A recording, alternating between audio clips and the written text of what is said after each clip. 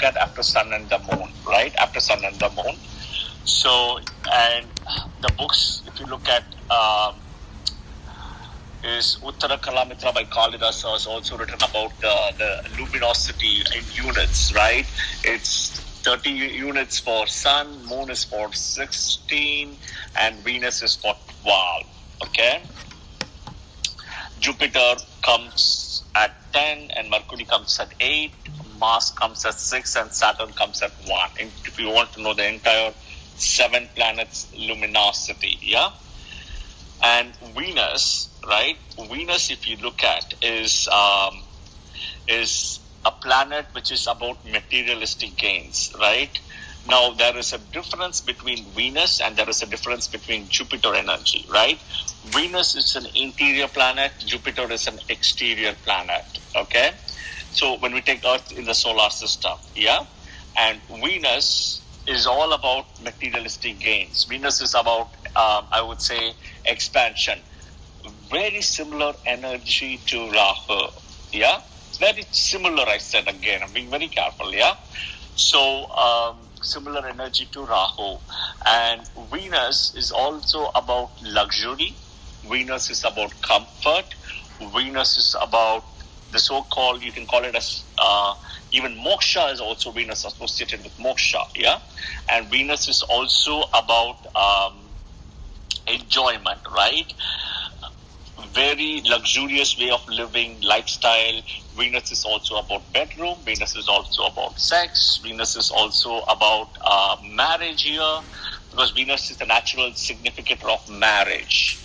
For a guy, the spouse, or the spouse, which is the girl, Venus becomes the significator as well. And Venus is also about money, right?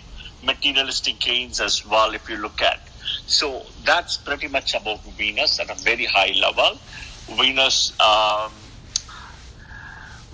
if you look at the story, right? If you look at the story of the mythological story, he is denoted by Shukracharya, right? And he's also a very smart disciple. He's the king of Vedas also, right? He's the king of Vedas. He had the script of bringing people back alive, right, from dead.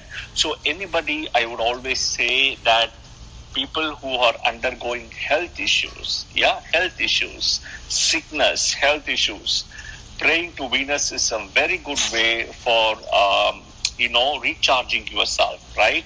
Improving longevity, yeah? Those things Venus also is associated with. Venus is also associated from a profession standpoint, many things, right? Fashion industry, Venus is cosmetics, beauty parlor, all those things as well. Venus is also associated with entertainment, movies, music, right? That is why if you see globally on a Friday, you have movies being released, right? It is the energy of Venus. So in one of my sessions, there was a client who asked me, Srini, the weekend comes on, Saturday and Sunday. That's why movies are released on a Friday. I said, if you only look at it that way, it's fine. But if you look at globally, there are countries, if you look at Middle East, where Thursday, or Thursday evening onwards weekend starts. Friday and Saturday is a holiday, right? Even over there, movies are released in Friday there. Okay. So I would say that very strong attachment with movies, music industry, very strong with, I would say, with cosmetics industry, hotel management also is there, then fashion industry, all the luxurious things, right? Venus becomes the luxury. So even in the hotel management, even in fashion, there is moon involved, but this is more the luxury or the premium version, right? You can call, that's the way I would see it, the one-up version. Next is Venus. Venus, as I said, is, so people who are sick, people who have issues with,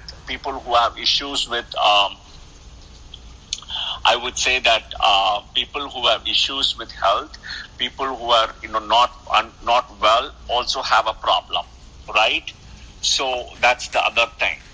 Now, what in terms of this is that we'll discuss the 20 years Mahadasha, break it down further at a very high level, okay? And into the 9 antardasas. But also understand Venus is the second most important benefic, which means Parashara is placed it after the second most important malefic, which is Ketu, right? So after Ketu, you have Venus coming in. From my experiences, right? From my experiences, my exposure, I have seen people change careers after they finish Ketu Mahadasha, okay? Something I've always seen is that after they finish Ketu Mahadasha, when Venus starts, they change careers, literally, okay? So if people undergo Ketu Mahadasha at a very young age, that's when I have seen it.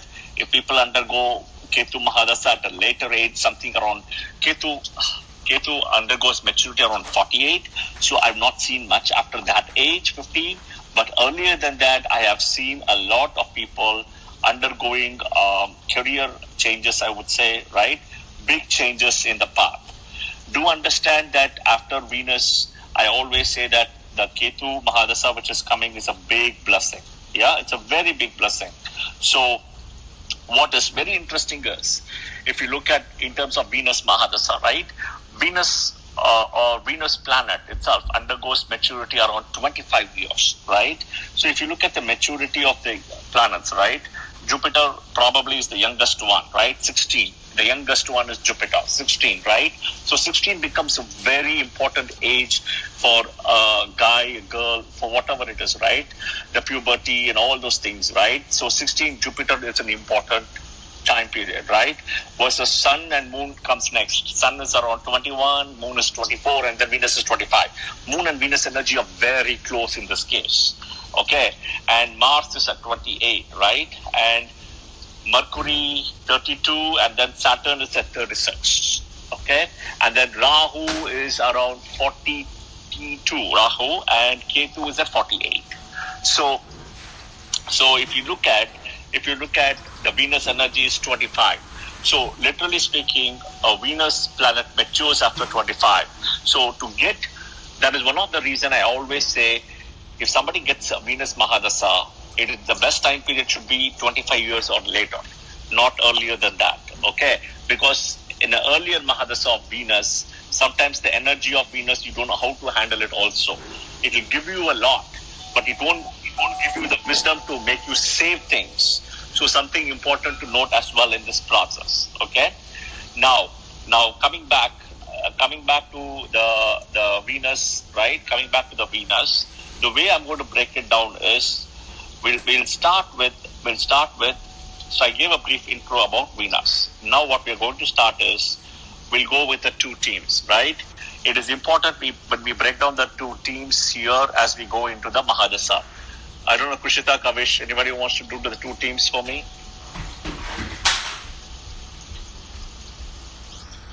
Kavish, do you want to go? Yeah, I can do that. Give me a second. Okay, thank you.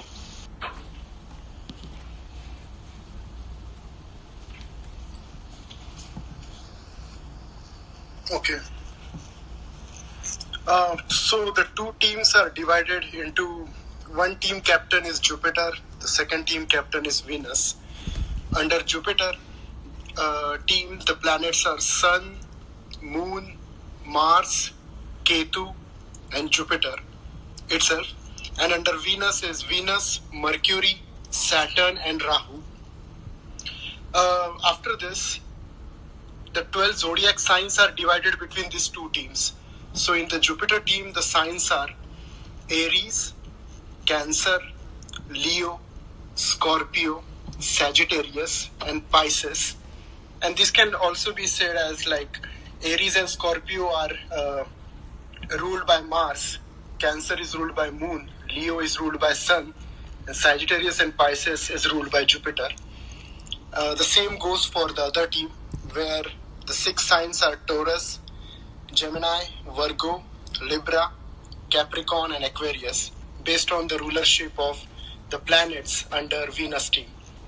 Similar to signs and planets, the nakshatras are also divided. So on the Jupiter side, there are 15 nakshatras, and on the Venus side, there are 12 nakshatras. Again, the same concept, the nakshatras which are ruled by the respective teams. So starting with Ketu, it is Ashwini, Magha and Mula, Sun, Kritika, Uttara, Kshada and other Uttara Falguni. Under Moon, Rohini, Hasta and Shravana. Under Mars, Mrugashira, Chitra and Dhanishta. And the last one, which is Jupiter itself, Punarvasu, Vishakha, Purva Bhadrapada. Similarly, for the other team, the 12 nakshatras are under the rulership of those respective planets, starting with Venus, Bharni, Purva Falguni, Purvashada, Rahu, which is Adra, Swati, and Shatabisha. Sorry, I say it as Shatatarka. Saturn. So Shatataraka is also the name, Kavish. Yeah. Shatataraka is the original name. Actually, it's called Shatataraka, which is the 100 stars, and that became Shatabisha later. But Shatataraka is the original name, so correct.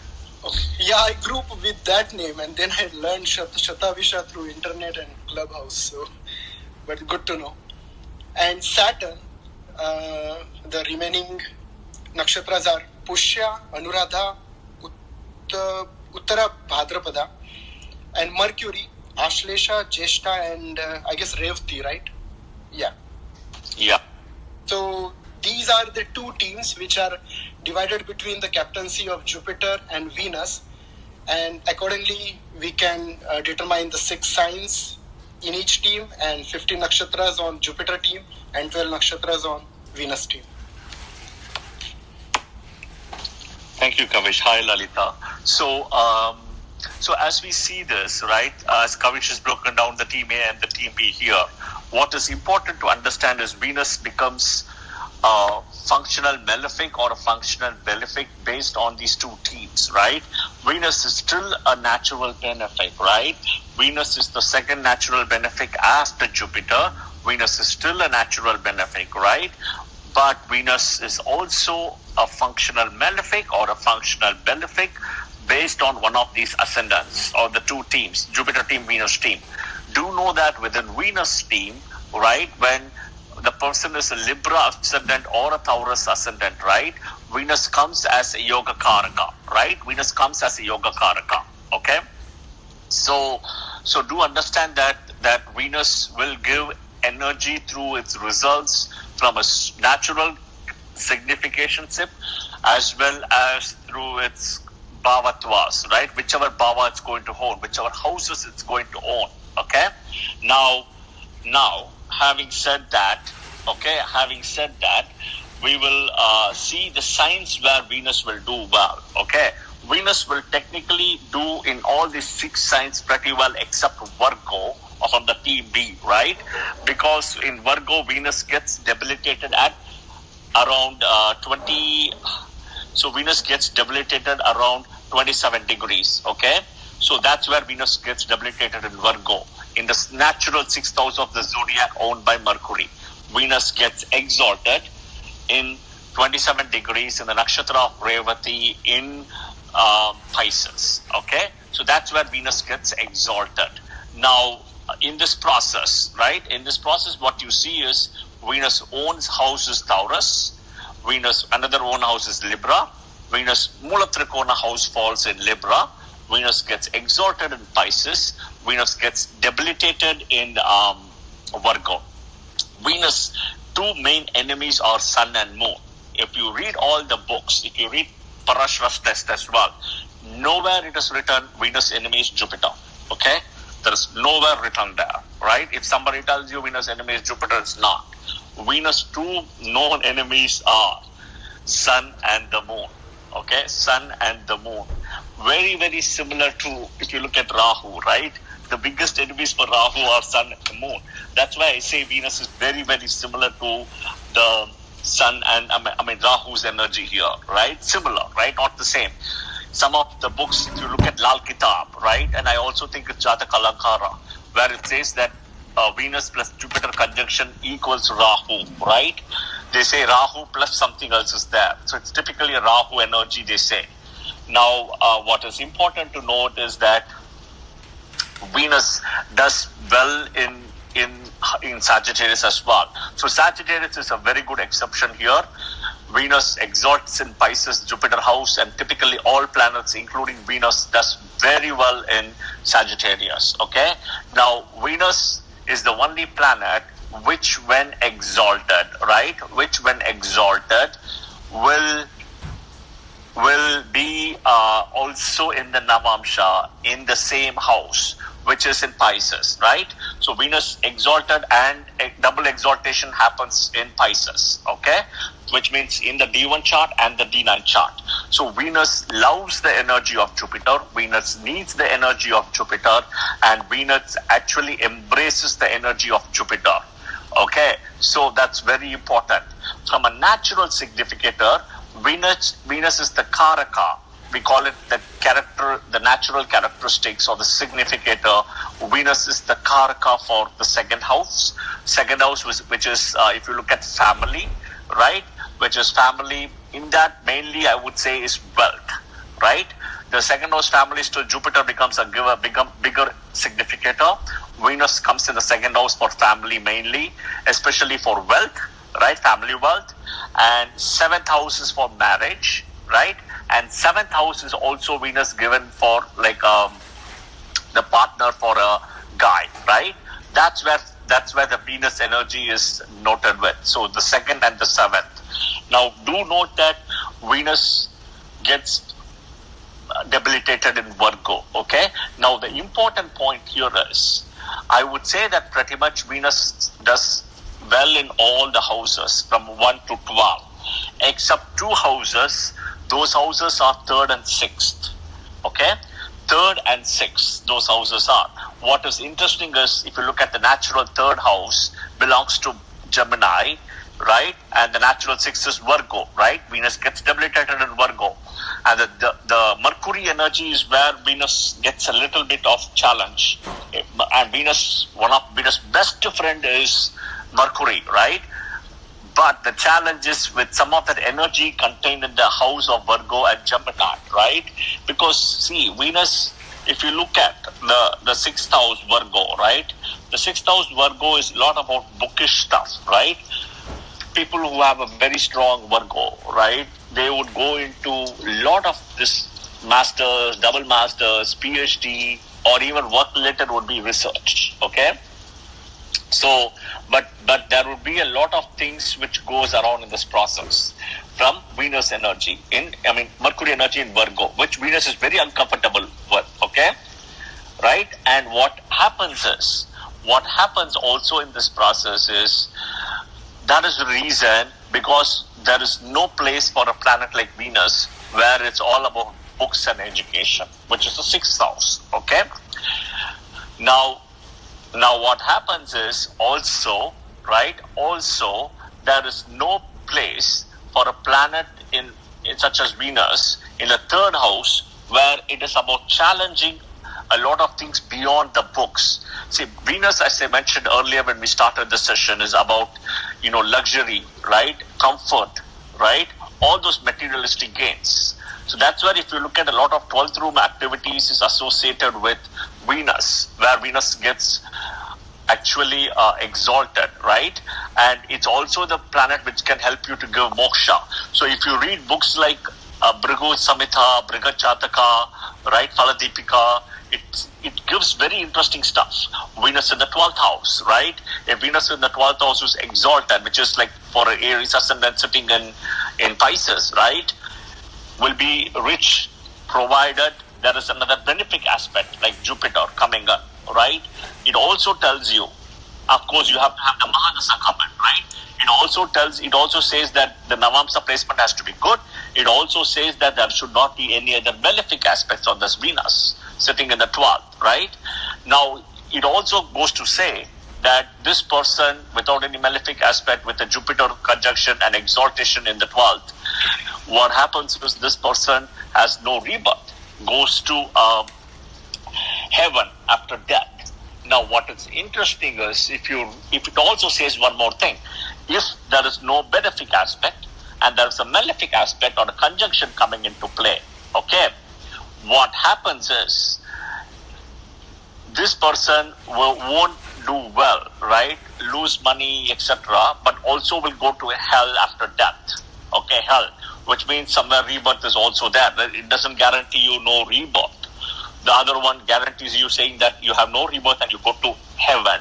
So Venus is one planet other than Jupiter, which really does very well in the 12th house. There is always this thing that a lot of people come and ask me, oh, my Venus is in the 12th, my Venus is in the 12th. Do I need to worry? Actually, Venus does very well in the 12th. Okay, Venus also does well in the 8th house. It's not bad. The two houses where Venus doesn't do well are house 3 and house 6. Okay, now both that houses also doesn't get the energy, light energy at the time when sun is rising in the eastern horizon. So you also have that as a thing where Venus, when sun is rising in the eastern horizon, if you look at, they call Venus as the morning star or the evening star, which means Venus will rise before, you can only see Venus before the sun rises or after the sunset because of the sun's energy, right? So that is the reason where you look at the 3rd and the 6th house, right? At the time of somebody's birth, that doesn't get illuminated, right? So that's also a hidden house. That is why 6th and 8th are hidden. But somewhere what happens is because of the Venus natural energy, it's able to penetrate to the 8th house.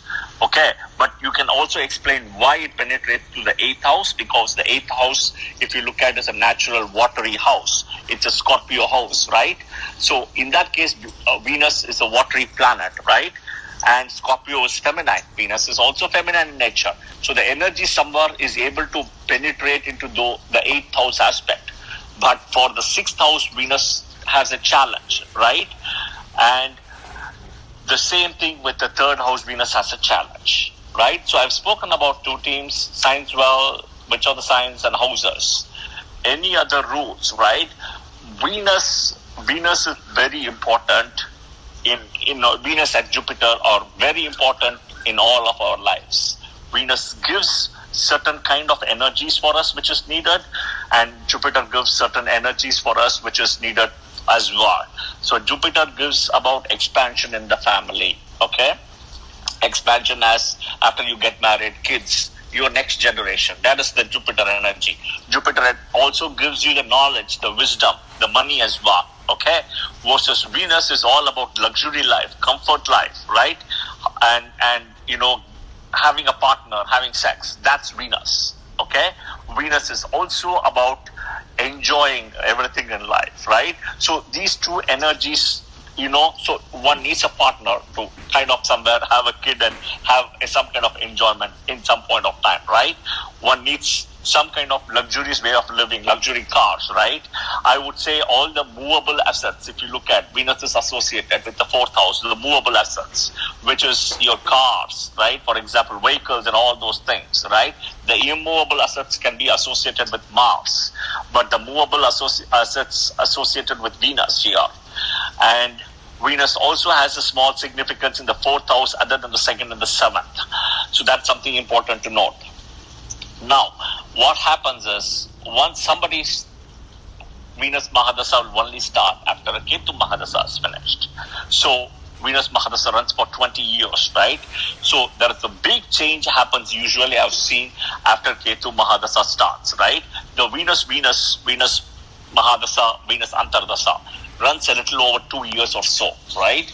Now, that's a very long time period for running for an Antardasha, because Venus is the only planet which has got 20 years of Mahadasha, the highest among all the 9 planets, right? And Venus, what do you see in that case is that Venus energy comes full into light at the time, right? Depending on where it is placed, how is it placed. So an aspect and conjunction is important. In order to get the best of the Venus Mahadasha, automatically Venus, even though it's a natural benefic, should also be a functional benefic, right? The 6 ascendants we spoke of TB, right? Starting from Taurus, Gemini, Virgo, then you have Libra, Capricorn, and Aquarius. Among the 6 ascendants, I would say Capricorn and Aquarius are somewhat blessed ascendants because Venus is a yoga karaka for them. Okay, Venus is a yoga karaka, Venus is a natural benefic as well and a functional benefic as well. Okay, Now, you have to break down the strength of Venus also, right? So, the way to break down the strength of Venus is, first is understand which ascendant he is for, which ascendant is the person for, right? So, now you will know, is it a functional malefic, functional benefic, right? Or functional malefic, natural plus natural benefic. So, you have to add to that, okay? Number one. Number two is that Venus being aspected by Jupiter. Number two, very important. If that Venus is aspected by Jupiter, then it's a big blessing. Okay? Number three, is the Venus close to its what is called Sthana Bala. The Sthana Bala means exhortation. There are 7 ways of breaking it down, right? The 7 ways are starting from, I would say, exhortation, Mula Trikona, own house, then friend house, then neutral, right? The 6th one is enemy, and the 7th one is debilitation. So you have to see the strengths. How is Venus placed in the Navamsa next? Okay. The next one is Venus in conjunct with moon or aspect from the moon or in Kendra from the moon. That's why we call it as what is called Chandra Kendra, right? That's very, very important as Chandra Kendra because Venus in Kendra from the moon. That Venus gets a lot of light energy when it's in Kendra from the moon. Okay, so that is important. The next one is also to see that if that Venus, right, is aspected or conjunct with any malefic. Okay, so that would diminish that Venus energy further, right? Now, then you'll have to see the what is called the Digbala. So Venus gets Digbala, directional strength, in the 4th house, right? So if it's placed in the 10th house, that Venus has lost directional strength, right, which is exactly opposite to the 4th house. So you want to see that as well. And then you want to see the so-called the divisional chart strengths, right? People, ask you to look at the show called Jyotishavarga strength, but I just look at the 7 chart strength, right, which is called the Saptavarga chart strength. You can also look at Dashavarga chart strength, 10 charts, but Saptavarga chart strength is important. And I look at one more thing called the Vimso Kapala. The Vimso Kapala strength is the 20-point strength, which Parashara has to do that as well. So within these aspects, I would kind of get to know where is Venus placed and how it is. And the last but not the least is whose nakshatra is placed, right? Which nakshatra, as in, let's say this, Aries ascendant, right? Aries ascendant, if Venus is placed in the nakshatra, I'm just giving an example, okay, of Revati. That means for Aries ascendant, right, Revati nakshatra owner is Mercury, which is 3rd and 6th, right? 3rd and 6th. So Venus placed in the nakshatra of Revati for Aries ascendant, even though he is in exaltation, may not be that good because he will still give you some of the bad effects of the 3rd and 6th because of Mercury thing here. Venus, I would say, is much better, right? Because in the 12th house, you have Purva Bhadrapada, the last pada, which is very good, which is Jupiter's nakshatra, right? That is excellent, okay? Uttara Bhadrapada, somewhat, but Revati, not good, okay? So it's important to understand whose nakshatra is placed as well, right? This is how I would break down the entire strength of Venus as how it's going to be in the Mahadasha, right? So I've spoken about aspect conjunctions and then 20 years, high level. I'm trying to think anything else I missed. The remedies, I'm going to keep it at last, right? Remedies, I'll keep last. We will go into the Mahadasha and I'm trying to think remedies will be last. Then I'll finish up the Mahadashas and the Antardasa. The 9 Antardasas. So I'll do that with 9 Antardasas. So what I'm going to do is I'm going to break it down in the same sequence of how the Antardasa would happen, right? So somebody would have finished, or if somebody is born in the nakshatra of Venus, so you're starting Venus Mahadasha, right? But otherwise, whichever nakshatra you're born, you have to undergo Ketu in order to come to Venus. Okay? So that's important, right? You finish Ketu and then you come to Venus. And important things, it gravitates towards a lot of things, right? It gravitates towards marriage, as I explained earlier, right? It gravitates towards jewelry, luxury stuff, right? All luxury stuff, wealth, right? It gravitates towards marriage, physical comfort, okay, gain of money. Trade is also involved in this, right? Clothing industry, fashion, right? Hotel management, all those things comes into Venus. Then spa, right? If you look at spa, cosmetic industry, beauty parlor, hotel management, all those things comes as well, okay? So that's kind of pretty much the Venus. And one needs to remember that if anybody is finishing Ketu Mahadasha, right? When you're starting the Venus Mahadasha, there is usually a career change, as I mentioned earlier, right? So one needs to be very careful in terms of what that person is doing, because that Venus Mahadasha runs for 20 years, okay? And I would always be careful on, I'll give red flags when somebody needs to be careful, and Venus Rahu comes into play. So Venus Mahadasha Rahu, Antardasha, one needs to be very careful here. Because Venus is materialistic gain, Rahu is also materialistic gain, and when these two energies comes into play, somewhere what happens is this person can drive a vehicle as though this person is driving an Autobahn in Germany. Okay, so multiple directions it will pull you. So one needs to be very careful in the energy of Venus's Rahu. Now, this is a very generic thing I'm mentioning, but do understand that at individual chart levels, a lot of exceptions are also there, how Venus, each planet is placed from each other, okay? So that is important. Okay, so basically, the best placements of Venus, as I mentioned earlier, is the 7 levels. The highest among the 7 are exaltation, Mula Trikona, right? Own house, the 3 levels, the first layer. The 4th one is the friend's house, is okay. But then when it comes to neutral, enemy and debilitation, the result starts going down, okay? So those are the important things, right? And usually what Parashara says is there is a lot of happiness, luxurious gains, material comforts, fancy clothes, ornaments, jewelry, all those things comes into play, okay? Conveyances, car, land, etc. Sweet preparation. So one of the important things is, as Parashara says, sweet preparations. So usually I've seen people in the Venus Mahadasha start liking to sweets, chocolates, all the treats and stuff like that. So one needs to be very careful in terms of how much sweet you're going to eat, because Venus will pull you into that sweet energy as well, okay?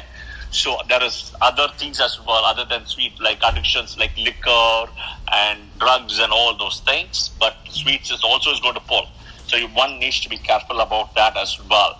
There is a lot of Parashara says about songs and dances as well. So that is very interesting because a lot of good things are happening around you. So that's the other thing. There is always some kind of functions happening in the house, like marriage, engagement, birth of children, grandchildren, all those things are happening as well. Recovery of lost property. So that is also something seen, because one needs to understand that that person, he or she has finished Ketu Mahadasha. Okay? So that's the thing. And if I remember right, the first 10 degrees in Libra is the Mula Trikona, right? In Libra for Venus, first 10 degrees only, 0 to 10. So that's important to note as well. Venus is very powerful in the first 0 to 10 degrees in Libra sign, okay? From 10 degrees onwards, you have Swati and Vishaka, right? But till the first 10 degrees, you would have Chitra Nakshatra, and Swati starts somewhere at 10 degrees. So that's important as well. And I'm trying to think, okay, Mula Trikona, Venus, so among 6th, 8th, and the 12th house, right? I would say that Venus does very bad in 6th house and 3rd house, right? And 8th and 12th is somewhat okay. 12th is absolutely fine, not a problem at all. But there are some negative things also you would see in the 12th. Like I mentioned earlier, right? Some kind of arguments with the family will be there, okay? Some kind of losses, businesses there also seen, okay? Some kind of separation from family, relations, loss of car, etc. are also seen. But again, you have to look at the strength of Venus through this 6-7 things I told earlier. The Jupiter aspect, the Chandra Kendra, the Moon Kendra, right? Who is aspecting Venus? How is he placed in the Navamsha? All those things comes into play, okay? Now, if Venus is let's say in the house of fourth house, right? I say fourth, why? Because Venus gets directional strength in the fourth house from the ascendant, right? Now, Venus is the ruler of either the ninth or the 10th. The ninth is called Dharma, the 10th is Karma, right? That's actually, if you look at, it's a beautiful placement. Sitting in the fourth, getting directional strength, but has to be in a friend's house at least, okay? Even if not exalted or Mula Trikona house. Then again, Parashara says there is, you can actually get a very senior level position in the company, right? Very good stuff happening in the house. And grains in charity, right? Having sweet like literally every day, every other day, right? Very good focus in work, name and fame, happiness in the family, all those things, right? So the other important thing is Venus is the owner of the second or the seventh, whichever ascendant you are, right? Whichever ascendant. Let's say Aries ascendant, Venus becomes the second and the seventh owner. Scorpio ascendant, Venus becomes the second house, or not Scorpio, my mistake, sorry, the seventh house owner, which is Taurus. So for Aries ascendant, Venus thus becomes the second and the seventh. So here Venus does become a Maraka. So do understand that as well. Venus will give some negative effects for Aries ascendant specifically, I'm saying, because Venus is also a Maraka here. And he's not a Maraka, he's a double Maraka here, because for Aries ascendant, he owns the second house, which is Taurus, and seventh house, which is Libra. For Scorpio, Venus owns 12th house and Libra, and 7th house Taurus. Okay, so for Scorpio ascendant is not that bad. For Aries ascendant is little bit bad in this case. Okay, so he will give you some kind of physical pains, troubles, and accidents like death-like accidents, etc. Okay. All right. So I'll come to the remedies and all later. So Venus, if you look at Venus, right? If Venus has to start really giving good results, that's 2+ years or so. That means typically for a Capricorn ascendant or a Aquarius ascendant, and Venus is placed in some of those good ways I mentioned earlier, Venus will give good results provided it's in a Kendra or a Trikona. I always say Venus' best placement is in the Trikona, the 5th and the 9th house. Functional benefits do very well in the 5th and the 9th. Okay, doesn't matter which ascendant it is, functional benefits or even functional benefits, natural benefits do very well in the 5th and the 9th. And if it is a functional benefit who is also the natural benefit, absolutely 5th and 9th, and even first house is fine, no problem. Okay, so these are natural benefits at the end of the day, and you need them. Okay, and Venus does very well in the 4th again, and 7th and 10th. The 4th he gets directional strength, and then the 11th house is the Labha house, and then the exception is 12th house also, right? So that is very important. Gain of wealth and all those things comes into play. Now the next layer, if you can be seen again, is exaltation, own sign, own Navamsha, exalted Navamsha, right? Very important. A lot of construction happens in that. Okay, and the most important is Parashara says that about the 3rd and the 6th, right? Sahaja and Aries. Sahaja is 3rd and Aries 6th. Okay. And it says that also that if you receive, or if Venus receives an aspect from a benefic like Jupiter, right? Then he does very well. Okay. A lot of expansion is seen. But if it's in the 3rd and 6th, and if there is a malefic involved, a lot of issues at workplace, family place, etc. Okay. So that's pretty much about Venus. So for Venus, I would just break down the remedies for 9 Antardasas like I did for Ketu. Yeah. And then we can look at remedies at a whole level for Venus. The 9 so in Venus, I would always say that Lakshmi Stotra is a very good one, right? Shukracharya and Lakshmi are associated together as brothers and sisters in this case. So Lakshmi Stotra is one, and then also Durga Path. Parashara says about Durga Path as a prayer, especially for Fridays, if not all the days. He also speaks about giving some kind of cow in charity on a Friday, especially Venus. And that has to be more like a female cow, okay?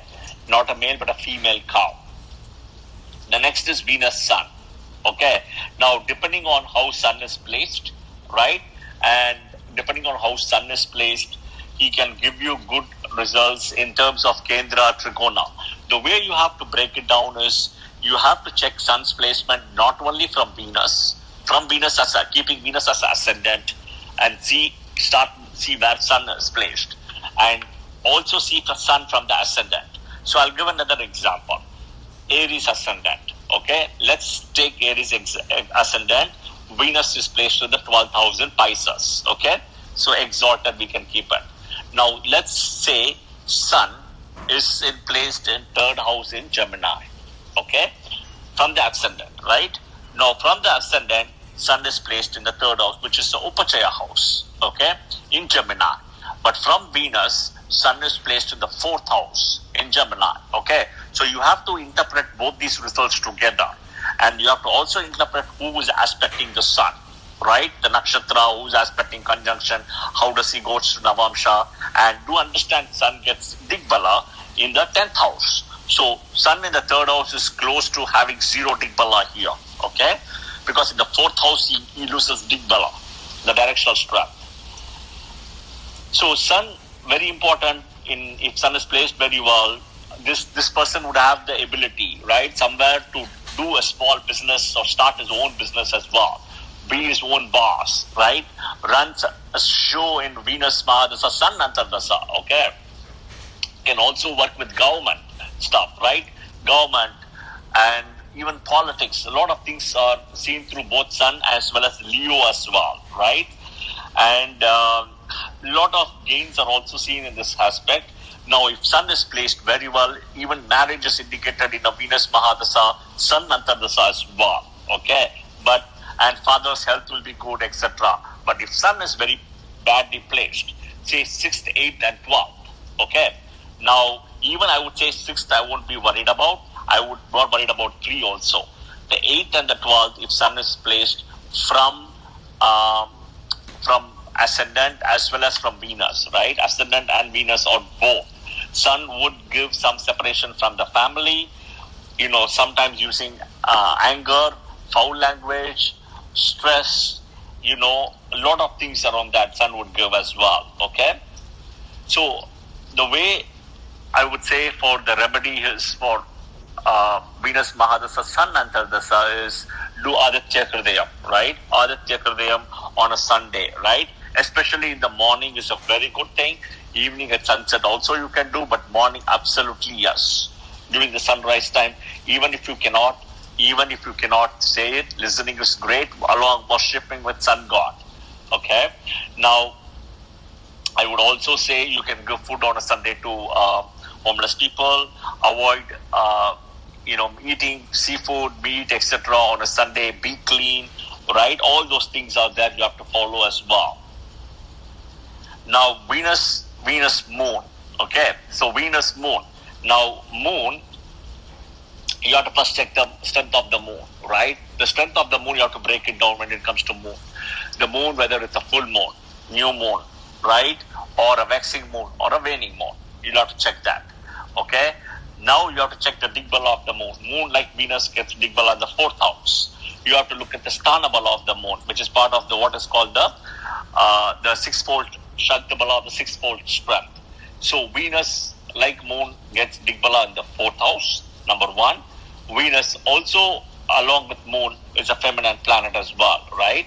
So in this case, what you would see is that Venus, like moon, similar energies, but do understand Venus and moon are enemical, right? Venus considered moon and sun as first enemies also, right?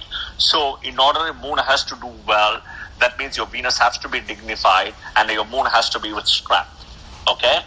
Moon also has to be placed well in the Navamsha. Moon has to be with some kind of benefic aspect, be it Mercury, be it Venus, or be it Jupiter, but not with Rahu or Saturn specifically, right? Rahu, Ketu, Saturn. Now, I'm not saying Mars here because Moon and Mars energies are fine. It's not a problem. But Moon and Mars. But Mars and Venus, no. Moon and Mars is fine. Okay?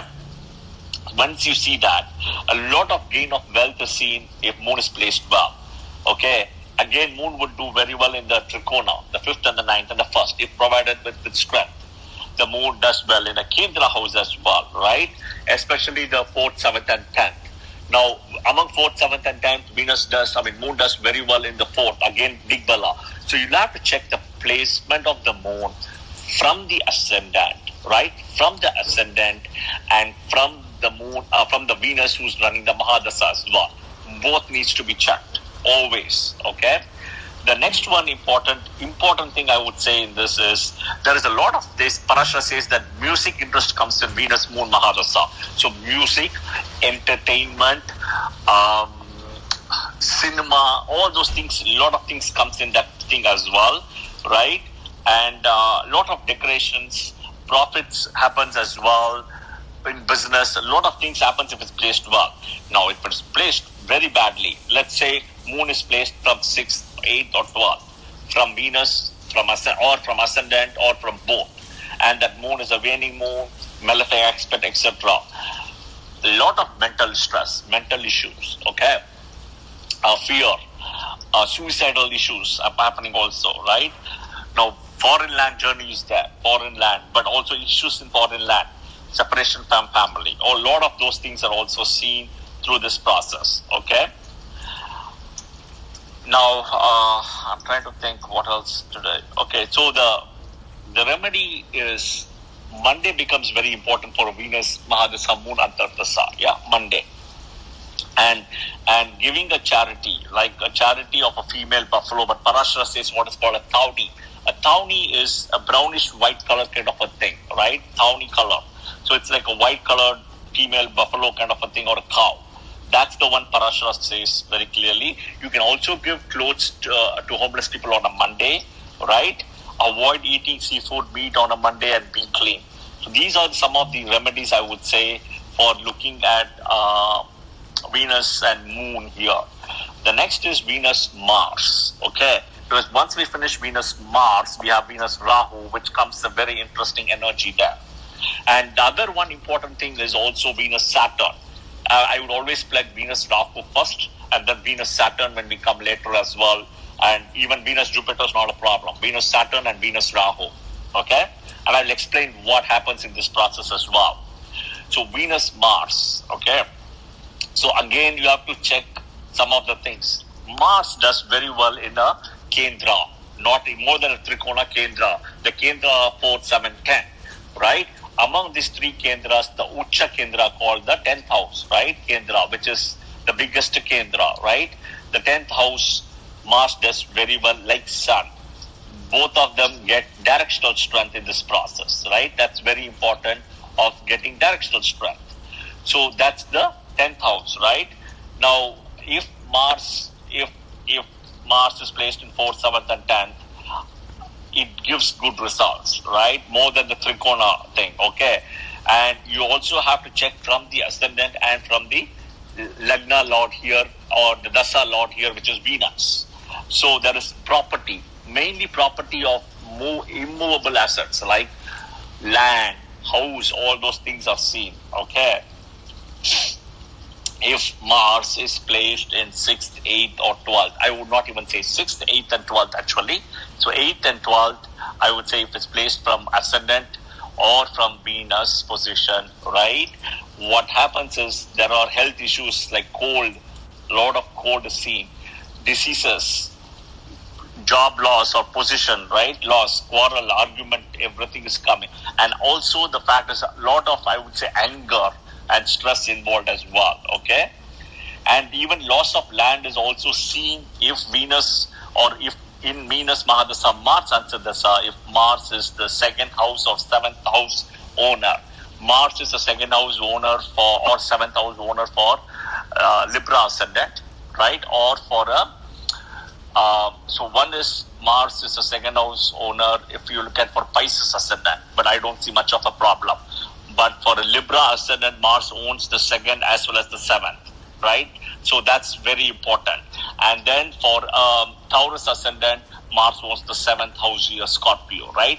So you do see some issues in that time period, okay? Physical stress, lot of stress, loss of profession, okay? And loss of land is also seen, right? Now, some of the remedies for Mars Antardasa, Venus Mahadasha, right? Parashara says to do Rudra Japa. Okay, Rudra Japa is one of the remedy.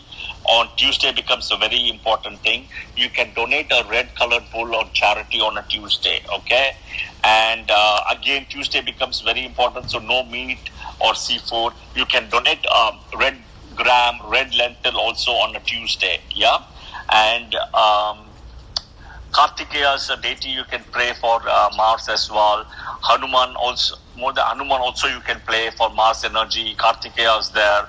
And Rudra Japa is something Parashara says as well. So you can do that also. Hanuman Chalisa is there. You can do that as well. And I'm trying to think Tuesday, right? So these are some of the things you can do. I already mentioned about red lentil, red gram as well for homeless people. But being clean is very important. Now comes Venus Rahu. Okay, so I'll take a pause here for Venus Rahu, and I'm going to break it down a little further. So Venus Rahu is an energy where Venus is about excitement and Rahu is also about excitement, but Rahu is also about being in the front. So it will try to put you in the front all of a sudden now. See, in the past, what happened is you are still enjoying in Venus Mahadasha in many cases, right? Depending on how it is placed. Some can also come and say that my Venus Mahadasha has actually been a nightmare. Yes, especially Venus, when it starts, it is a nightmare. The first 2+ years or so, the Venus Mahadasha, the Venus Antardasha will be a nightmare because you are finishing Ketu Mahadasha somewhere. But slowly it will start giving some good results, right? And Venus Rahu comes all of a sudden it will start pushing you in the front. Even if you're an introvert, it will try to make you an extrovert. Okay, even if you don't want to do, you are a person who do things with secret stuff and everything, it will bring you in the front. It will actually put you a lot in the front. Now, a lot of things would happen that without knowing these things are happening, it will happen first. Slowly you would start seeing some of these energies later. Okay, at some point in Venus Rahu. So then what happens in this process is slowly, when these things starts happening, right, it takes you into a different level. The level I would say is, as I mentioned earlier, only in a place like Germany, Autobahn, you can drive without, speed limitation, right? It makes you drive in a very high speed, or it takes you in a level that somewhere you get into a problem. In Venus Rahu, pretty much I've seen. So I've seen people who have tasted success in business, open multiple businesses in Venus Rahu, okay, multiple, and trying to expand the thing, okay. So the way, and then eventually, right, without able to focus on the first business, and the second business, and the third, and the fourth also has a problem, okay. So then it gives challenges. I've also seen people in Venus Rahu do things around speculation, right? Stocks, even gambling, right? A lot of those things I've seen and people lose it. The only recommendation I'm going to say from my experiences for Venus Rahu is continue to do what you're doing the best in the first day, okay? And Rahu will make you do multiple things again. So what you can do is open something very small that even if you feel you're going to lose it, it's okay. But have something as a second business. It can be on a full-time job, let's say, in Venus Rahu, and you start something, a small business. Now, under the assumption that even if you have to close it, if it's going to, if you're going to lose money, put that money in a way that you don't feel uncomfortable, that you feel that you're losing it. Oh my God, that's a big loss.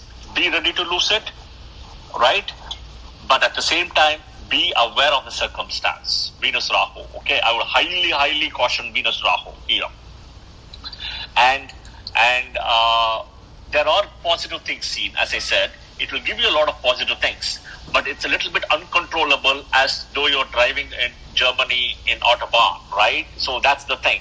So you can see if Rahu is placed in 3, 6, 10, 11 from the ascendant, 3, 6, 10, 11, and the houses are for Rahu would be Aries, Taurus, Cancer, Virgo, Capricorn, and the 2 two Jupiter houses, right? Sagittarius, Pisces.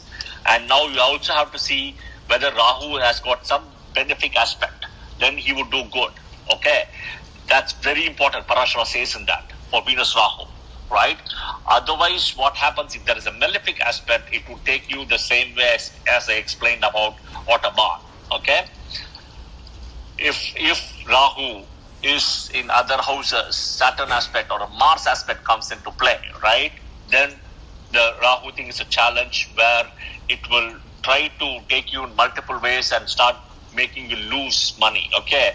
So only in the first few months you would gain, typically 5 months or 6 months in Venus Rahu. From there on, it's going to be downhill or always catching up, yeah? That is very important thing.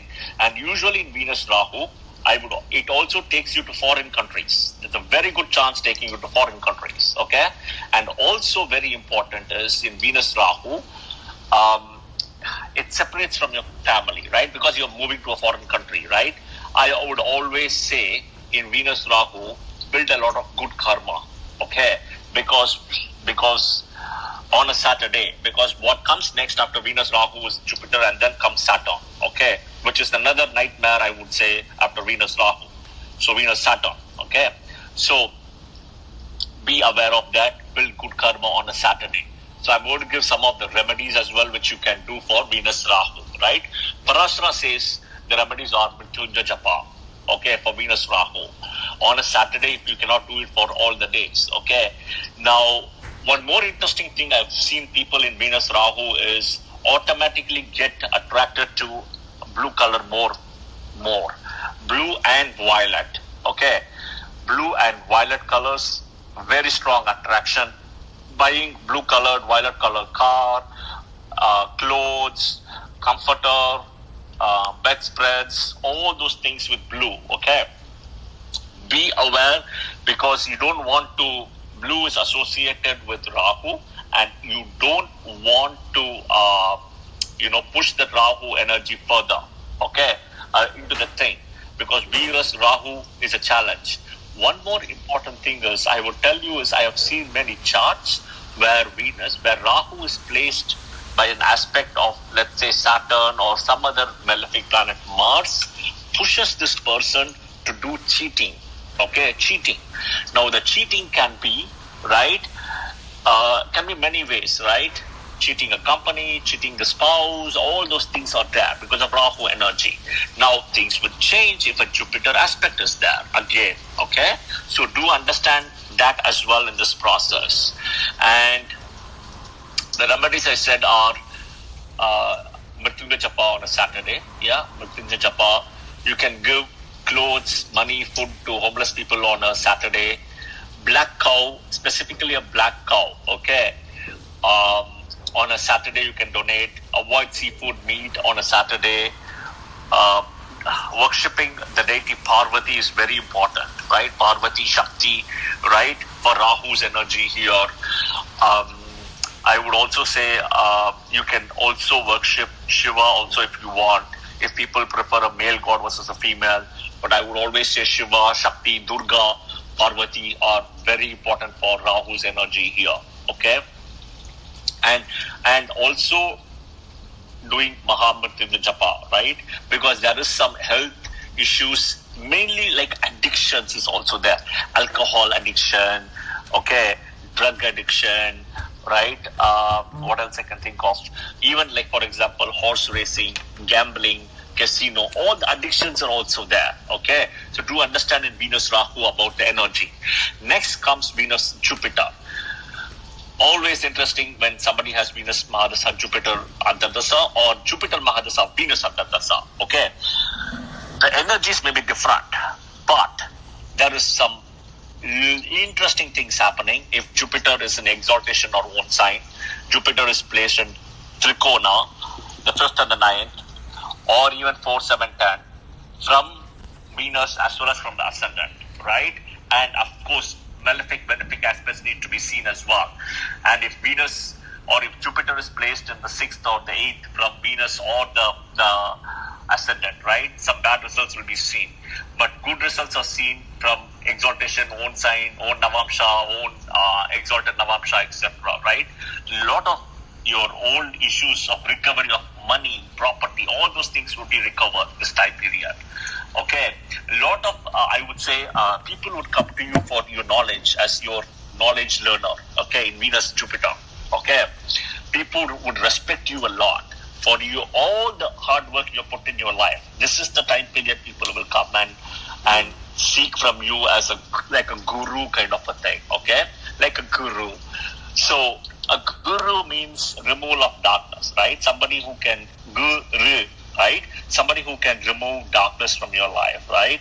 So this is actually opens up a lot of doors if one is able to handle the energy of Venus, Jupiter.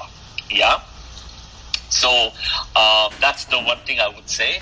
And also that you would be associated with a lot of people working together for teaching people, etc. Very important, Venus, Jupiter. And it also gives you children in this time period, right? Children. And it also gives you happiness to your family. It gives you very good, I would say, reputation at work. All those things comes in. Now, if Jupiter is placed badly from Venus and or the ascendant with malefic things, then you have danger from the head, your head, wherever the company you're working, your businesses, getting stuff stolen, opposite of recovering property, right? Distress to the family, quarrels, all those things comes into play, okay? And Mrityunjaya Japa is what Parashara says as the biggest remedy for this. You can pray to Lord Dakshinamurti. Thursday, be clean, no meat, seafood on a Thursday. Donate food, yellow lentil, yellow chana, yellow gram, all those things you can do it on a Thursday, yeah? And Mrityunjaya Japa is one thing Parashara says as well, you can do on a Thursday. You can also do Shiva Sahasranama Stotra, yeah? That is also you can do on a Thursday. Now comes Venus, Saturn. Very important. So anybody who is undergoing Venus, Jupiter, I would always say that do all the good things in Venus, Jupiter, because Venus, Saturn, it is like you would be using the charge. You would be uncharging it, or you would be losing the charge. Like a power bank, you're draining your power bank, right? So in Venus, Saturn, you would be draining all that energy. What will happen? I'll explain. So Saturn is all about darkness, like Rahu, right? Now, it is not that Venus, Saturn would always give bad results, or Venus, Rahu would always give bad, but it would give good results. But understand that if you have done wrong things, Saturn is karmic, Rahu is karmic. If you have done wrong things, right, if at all you've not done anything wrong, right, and your Saturn is placed well, your Rahu is placed well, no malefic, then it won't be that bad. But if you have done things wrong, either in that time period or sometime before, Venus, Saturn would actually be a time where it would come and give you some kind of punishment. Okay, some kind of punishment, jail, all those things, with hospitalization. So you're taking a lot of drugs in Venus, Rahu, let's say. In Venus, Saturn, when it comes, you would be hospitalized for treatment. Alcohol, again, treatment here, right? Addictions, all those addictions. So you had several affairs with women or men, whatever it is, right? Venus, Saturn would expose up completely on that case. So your entire thing will be opened up in Venus, Saturn. Okay, now that's the way. So the idea here is, I'm not trying to exaggerate, or I'm not trying to, I would say, bring some fear to people. I'm just being very pragmatic here to make sure that do the good karma in Venus, Jupiter, and even if you have done anything wrong, stop doing it immediately. Today is that day, right? Today is this day where you have the Venus energy of Bharani Nakshatra. Stop doing it, because when Venus Rahu comes in, it will take you at a different level, and Venus Saturn comes, it will give you like the karmic energy there. Okay, so whoever is listening, please look into that again. Now, if Saturn has to really give good results, right? Saturn has to be placed in 3, 6, 10, 11 from the ascendant and from Venus in a friendly house, right? Or exaltation or own house with some dignification. The dignification is aspected by a Jupiter, okay? Or Chandra Kendra, without moon not losing the energy, right? Chandra Kendra is always very good to neutralize all these malefics with bad energy. Okay, then Saturn can give you a lot of recognitions at work, enjoyment, but Saturn would give you if a person is expecting a kid, would give you a girl here. Okay, I said for a Jupiter it was a son. Here it's a girl. Okay, so it's a female gender, and visiting to holy places, etc. Right, and some promotion at job, etc. will also be there. But if Saturn is placed bad, then procrastination, lethargy, expenses, then income, right? And Saturn is placed in, let's say, 8th or 12th, etc., right? Stress not only to you, to your family, losses in profession, a lot of bad things happens, okay? Some of the remedies to look at for this Venus-Saturn is, I would say, you can do yagna, havan, etc., right? And they say with sesame seeds, right? Sesame seeds. You can also donate sesame seeds on a Saturday. Saturday becomes important. Durga Saptashtipati Path, right? So Durga Saptashtipati Path is one thing, right? And Mrityunjaya Japa is another thing also, right? And then Saturday you can give a black cow or a black buffalo donation as well. And you can give food to homeless people, handicapped people, anything associated with handicap, helping handicapped people, helping homeless people, or helping food, money to handicapped people on a Saturday. Saturn will love you for that. He will bless you. Okay? So we have finished Saturn, then we have Mercury, and then we have Ketu, right? We have two more to finish. Then I think I've broken down the remedies in this part, actually. So I don't think I have any more remedies because these are all the remedies. I'm breaking it down completely, right? Okay. So, but I'll just give some remedies for Venus as well, finish, and then we can discuss. And so I'm looking at the time check. It's about 7:42 Central Time, right? I'm looking at a stop of 8:30 to 8:45 Central Time. So what we are going to do is we limit one question, one person, no follow-up question. So I would highly recommend that people think through the question to make sure that they ask the right question as well, right? To get an answer. And if we have time, I'll come back to answer follow-up questions as well. And another important thing is I don't want to get into personal charts here as well, right? But if you see some of the things what I mentioned, please do acknowledge as well if you are a person who is undergoing Mahadasha of Venus. Yeah, that would be really helpful for people and all of us as well. So thank you. So Venus Mercury, right? Mercury has to be placed well. Mercury is only a benefic if he's alone. Okay, if he's with a malefic for any ascendant, he becomes a malefic still. So Mercury's placement is important. Mercury does very well in the 5th and the 9th house and the 1st house as well. 1st house, he gets directional strength, like Jupiter, okay? Digbala, 1st house. And Mercury does well in also the Kendra, the 4th, 7th, 10th as well, or the Labhasthana, the 11th house, right? Exaltation or own sign is the same because the exaltation, Mula Trikona is Virgo, own sign is Virgo and Gemini. Gemini is the own sign as well. So in this case, Parashara says birth of a son is there, okay? So birth of a son. For Saturn, it was a daughter, your son, Jupiter again a son, he says, okay? Gain of wealth.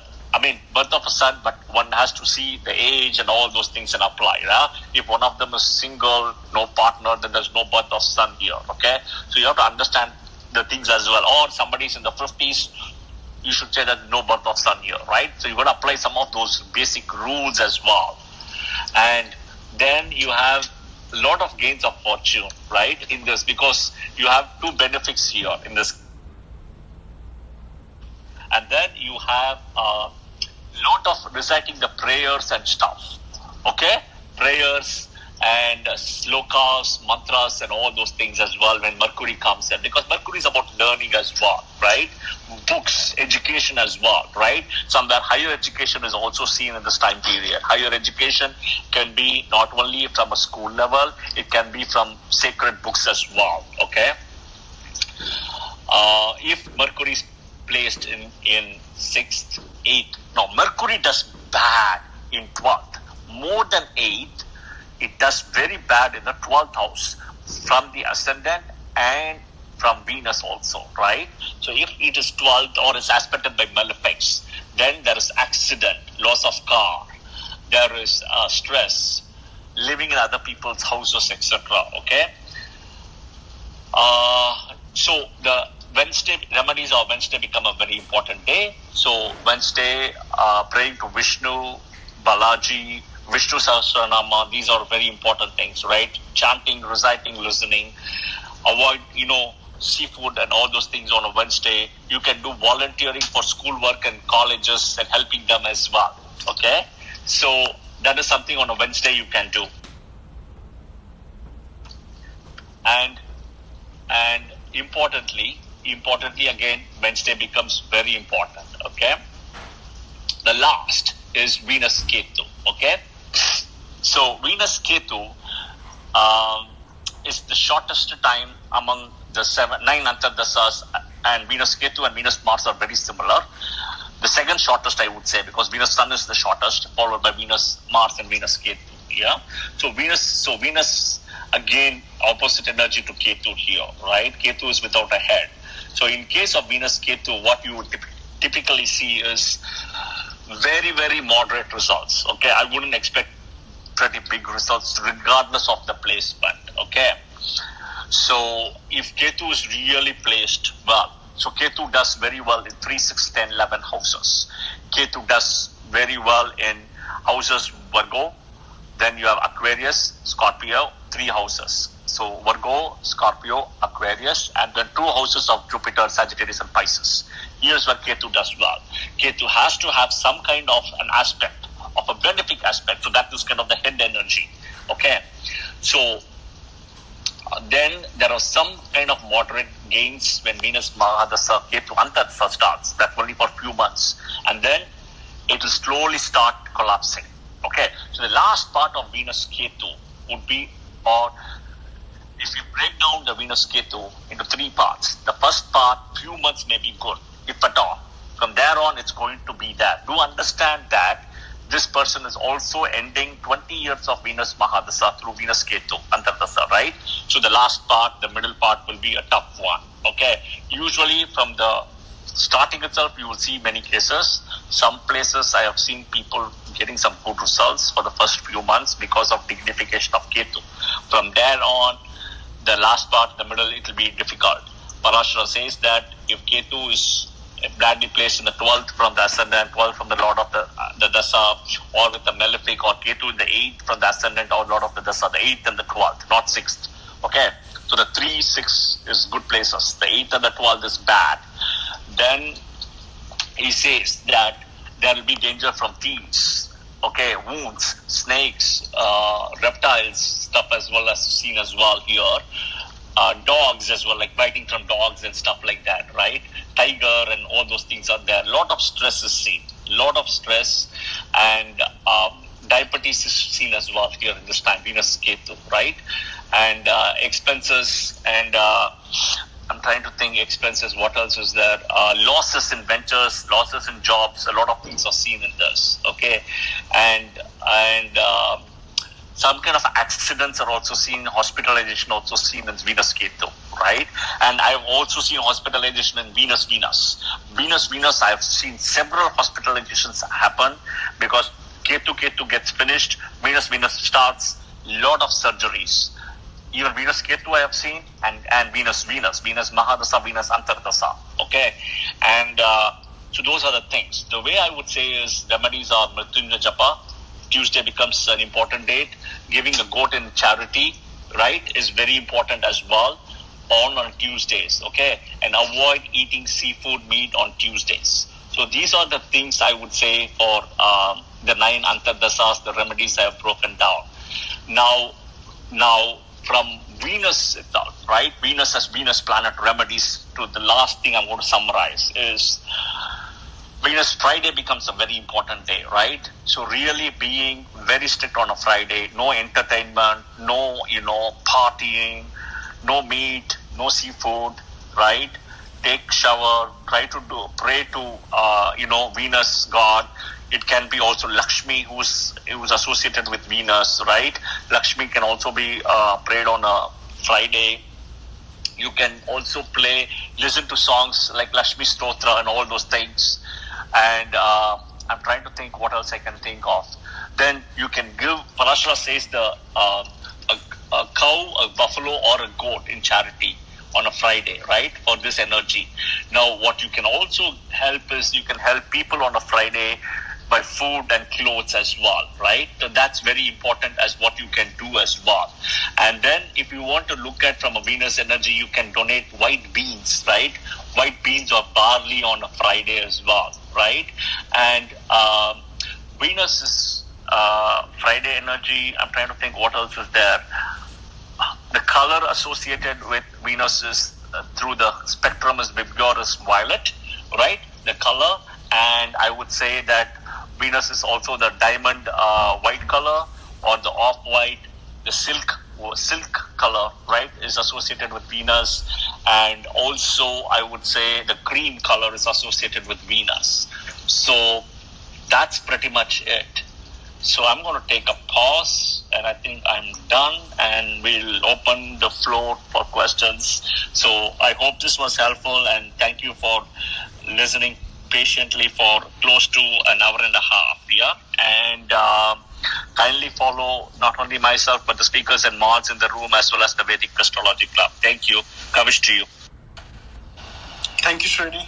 So we'll open for the hand raising, open to everyone. Hi Pritesh, how are you? I'm good, Kavish. Kushita. Hey, Srini. Hi Pritesh. No, I'm just listening. I have no questions. But great lesson today. So then, I think Satyendra, hi. Do you have a question?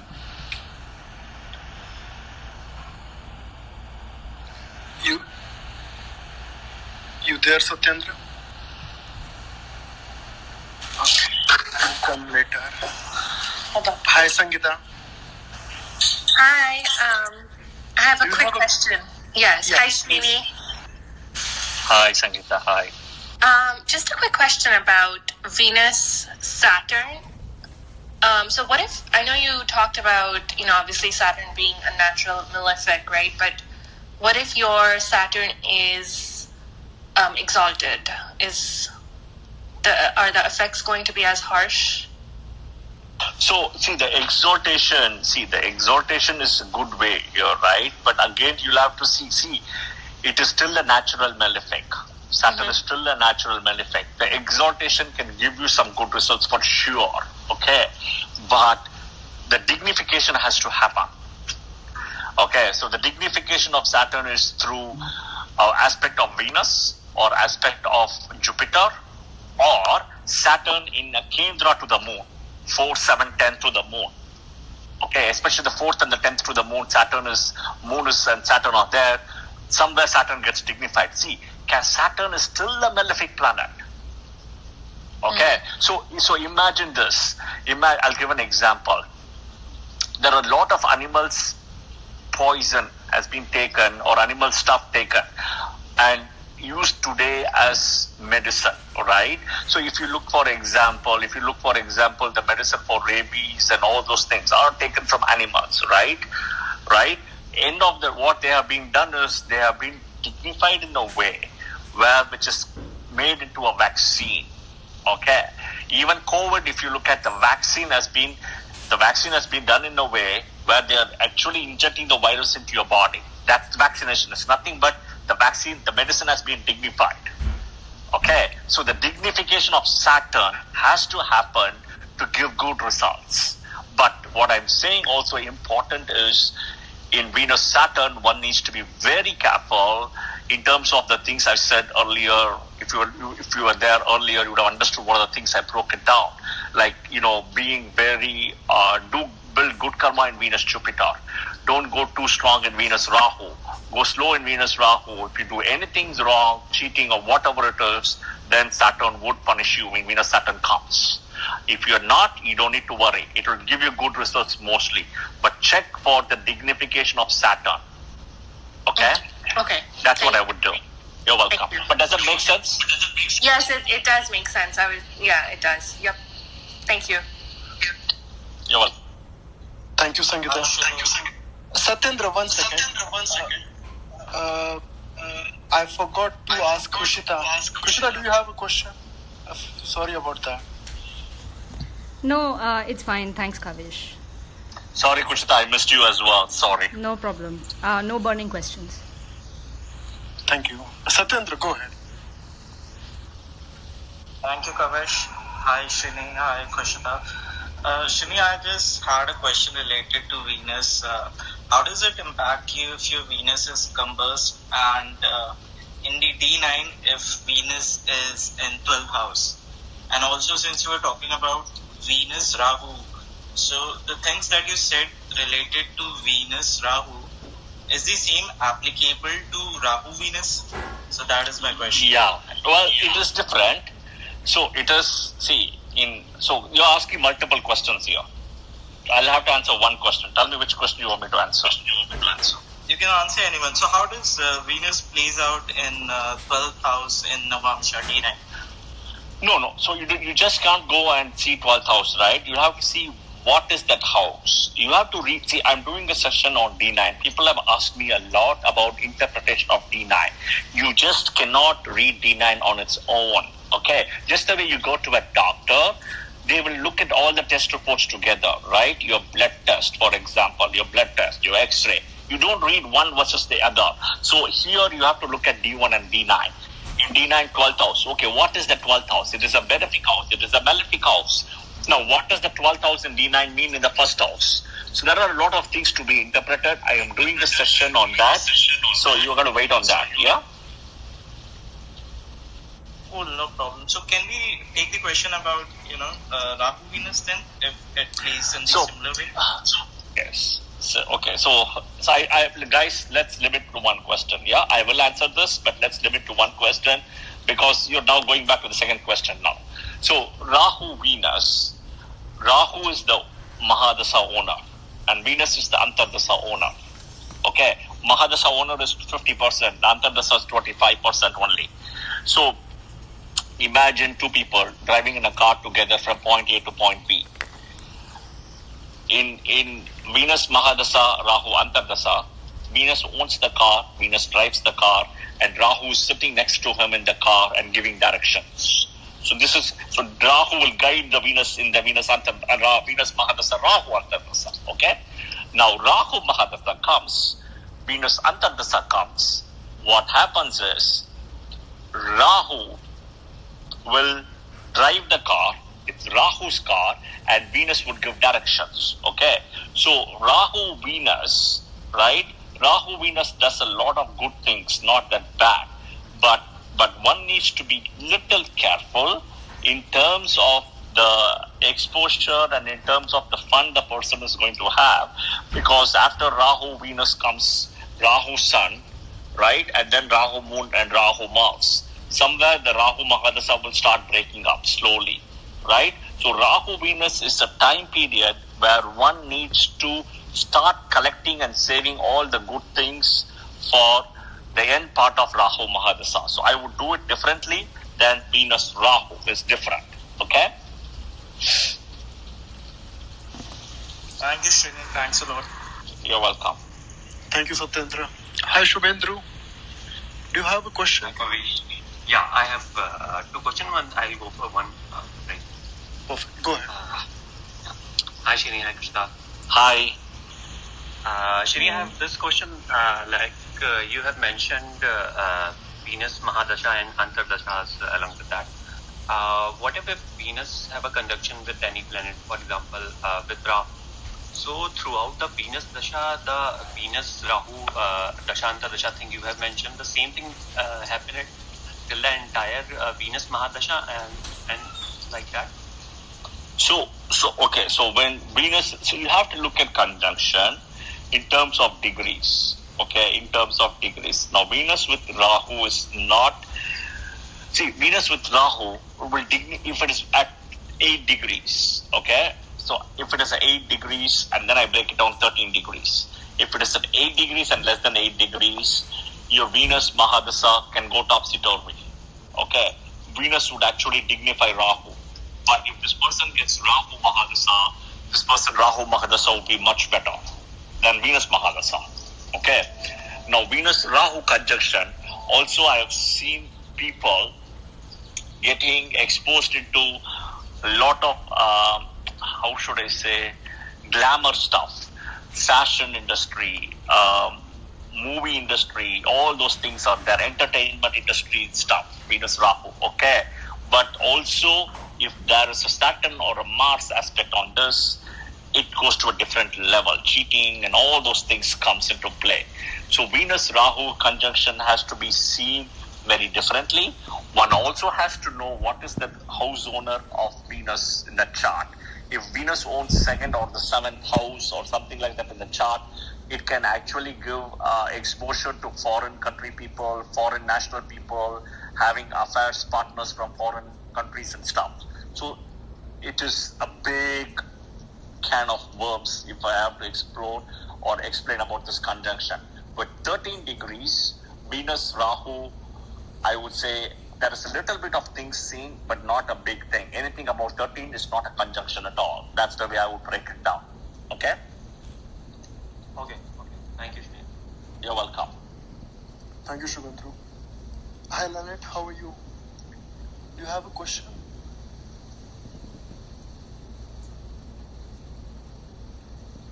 Lanet, Lynette, you're on Lynette. mute. Yes, I'm here. Hello. Hi. Hi, Lynette. Hi, how are you? I'm doing well. I had a question with this Venus Mahadasha. What if it was about Saturn and Venus? Does it matter? Does it make it worse if the person's going through Venus Mahadasha, the Venus Saturn, and then they have a bad aspect in their natal chart, Venus Saturn? Does that even matter? I didn't understand the question. Can you say it again? So if you have an aspect already, Venus Saturn, and then you're going through the Venus Saturn Mahadasha, does it matter? It matters. It matters. It will show the aspect completely in the Venus Saturn. Venus Mahadasha Saturn Mahadasha. Yes, correct. So will it just amplify that energy even more? Correct. But you have to see if other planets are aspecting, who is aspecting. So you'd have to break down the energy now. Okay. And then Venus coming out of K2, is that kind of a relief then? It's Correct. more, okay. So, that makes sense. But so it's a relief. But you also I have seen several people in the first 2 years of Venus Mahadasha undergoing surgery and stuff. Operation, surgery. And it is also that the way I see it is, it's like your phone has been, let's say your phone's glass has been broken for a long time, okay? That long time is that 7 years of Ketu Mahadasha, and you're okay with that. Now you're undergoing a Venus Mahadasha of 20 years, okay? So now Venus says, and Venus is also about, luxury and the way it looks. So it won't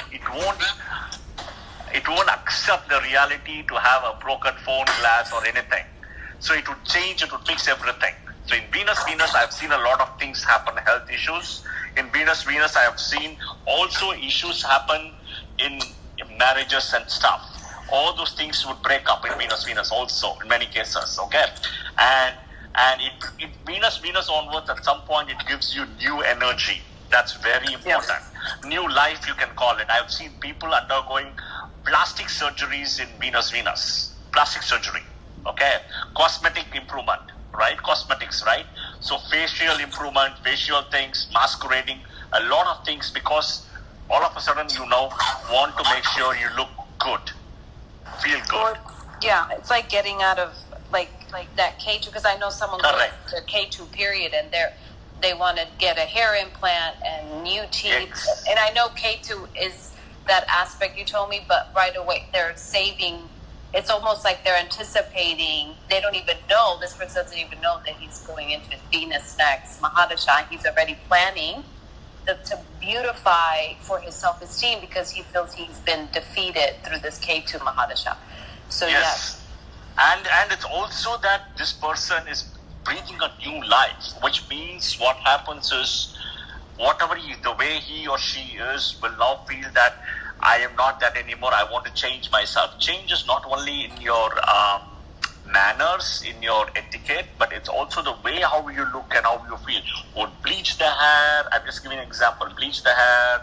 Would do different style, facial treatment, plastic surgery. If it's a woman, it's a mammoplasty. All those things comes into play. That makes sense. But they will get ready everything in the end part. You will see from Ketu to Venus. Ketu last part, if you see Ketu, Mercury and everything, and Venus, that whole part will be changed. Okay. Oh. Well, that's good to know. Do I speak some? Okay, thank you, Leonard. Okay, thank you very much. Thank you. Thank you, Leonard. Hi, Neela. How are you? Do you have a question? Hi, I'm good. Yeah, I do. Thanks, Srini. So I was just wondering, you said that if Venus is exalted in D1, that means it's exalted in D9? Not really. Is that what you said? Okay. If it is exalted at 27 degrees in D1, the degrees of exaltation is 27, then in D9 it also will be in Pisces exalted. Correct. If it is at 27 in the nakshatra of Revati Pada 4. Okay, got it. But what can you, what if Venus is in Uttarashada? Is that... No. Venus in Uttarashada means it will be Sagittarius. I think you are mentioning Uttarabhadra Pada.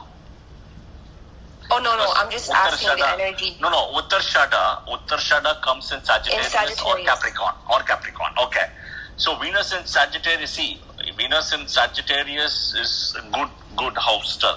But you have to analyze the chart. As I mentioned earlier, all planets do well in Sagittarius.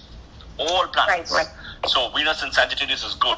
The strength of Uttarashada will be seen to the strength of the Sun and the house owner Jupiter. How to be, but Venus and Sun are inimical. So there is that thing also. But if Venus has to give good results, it has to be aspected by Jupiter, and Jupiter, the house owner, and Sun, the nakshatra owner, has to do well. Okay, and just to confirm what you said, if Sun is placed third from Venus, is that good or bad? I think I was confused. It is good. It is good. But the Sun has to be with some kind of dignification, and Sun's placement also has to be seen from the ascendant also, and see who is aspecting Sun. Okay, see who is aspecting Sun, and Sun has to be in a friendly house. See, the third house, if from Venus, let's say Sun is placed, that means it comes in Aquarius. That is a bad placement. It's inimical house. In Taurus. Sorry. No. Okay, I'm just telling from Sun in Taurus is also a bad placement. Bad placement, but not that bad. Unlike Aquarius. Aquarius is very bad. Taurus, Sun gets dignified. Sun gets dignified because of the Venus house ownership. He gets dignified. Right. So it's not that bad at all, right? So you have to look at certain things as well. But if you look at, that's how you have to see. So if Sun is in Taurus, your Venus cannot be in Sagittarius, right? That's also there. Understand? Yeah. Right? Because the important rule is Venus cannot go away from Sun by 48 degrees. That's the rule. Venus will be in Pisces as well. Correct. Exactly. Okay. Got it. All right. Thank you, Srini. Thank you. You're welcome. All the best. Thank you. Thank you, Neela. Sir, can I speak, sir? Lucky, we are following a queue here, so we'll get back to you after we complete Prachiti, Unnati, and Rakesh. I was trying to invite V, but thank you whoever invited her. I thought there is some problem in my app. Okay, next. Hi Prachiti, do you have a question? Yes, I do. Srini, for Venus and Mars Antardasha, if Mars is exalted, you said about the remedies, but what should the good effects be? So beneficial things. So okay, Mars is also a natural malefic. Okay, Mars is also a natural malefic. So the dignification, Mars exaltation alone won't give you good results. Understand? Okay, to get good results, Mars has to be like Saturn. Mars has to be dignified. Okay, Mars has to be dignified through aspect of Jupiter. Yes, it is. That's also the case. Okay. Then Mars has to be placed well in the houses I said was 3, 6, 10, 11 is fine, or a Kendra or a Trikona from, which is fine. So then you can see some property, gain of property, right? Most I mentioned was about immovable asset. So it can be land, real estate, house, etc., right? those are the things you would see some gain. And some kind of professional gains as well you will see as well. Okay? That's what you would see. Now, if malefics are aspecting either this Mars here, then it's a problem. But you have to also have to check the placement of Navamsha to make sure that it doesn't go to Virgo in Navamsha. Usually the exalted Mars at 28 degrees in Capricorn takes the Mars to Virgo Navamsha. So you want to make sure that in the Navamsha it's not in Virgo. Okay. And I wanted to acknowledge something as well. Please go ahead. So Venus is also related to chemicals, right? Correct. Venus is related to chemicals. Correct. So I made like a lot of money. I'm running a Venus Mahadasha and Moon Antardasha. I was running and I invested in chemical stocks in the beginning and specialty chemicals. And the money that I've invested has become 3x or 4x, close to that. Prachiti, sorry, but just don't try to give any personal information. Oh, okay. Just for your safety. So Right. So just like gains related to chemicals and Perfect. Mahadasha. Very good, excellent. Oh, that's awesome. So that's the whole important point, right? Now, whichever ascendant, whatever it doesn't matter. If Moon is really placed, Moon is with strength, Moon would give you these things as well. And Venus is associated with chemicals, so somebody who's got a very good, I would say, chemistry, chemical background, and all those things would have to have a very strong Venus that is dignified. That is what is important here. Dignified, just not strong, but dignified. But thank you, Prachiti, for acknowledging. Okay. Thank you. Thank you, Prachiti, and sorry for interrupting that time. Hi, Unnati, how are you? Do you have a question? Hello. Hi.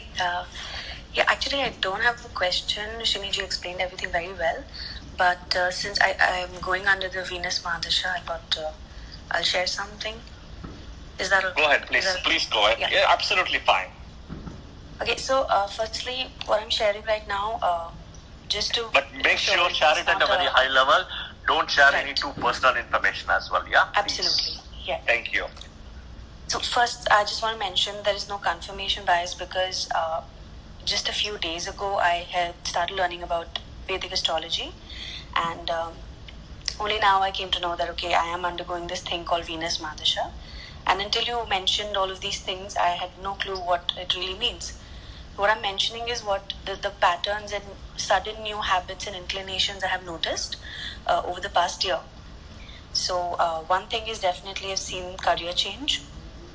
And, in terms of that, there has been an inclination of becoming independent rather than, being in the service industry.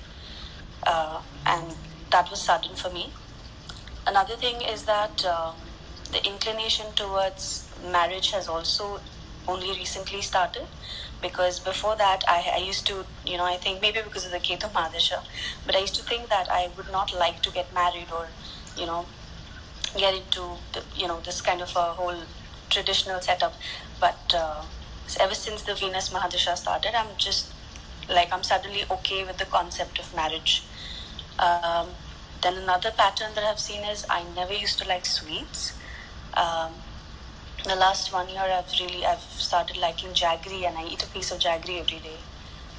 I'm automatically waking up a little before the sunset every day, even before my alarm goes off. Sunrise, you mean sunrise. Sorry, I'm so sorry, I'm saying sunset. Yes, I'm That's automatically waking up before the sunrise.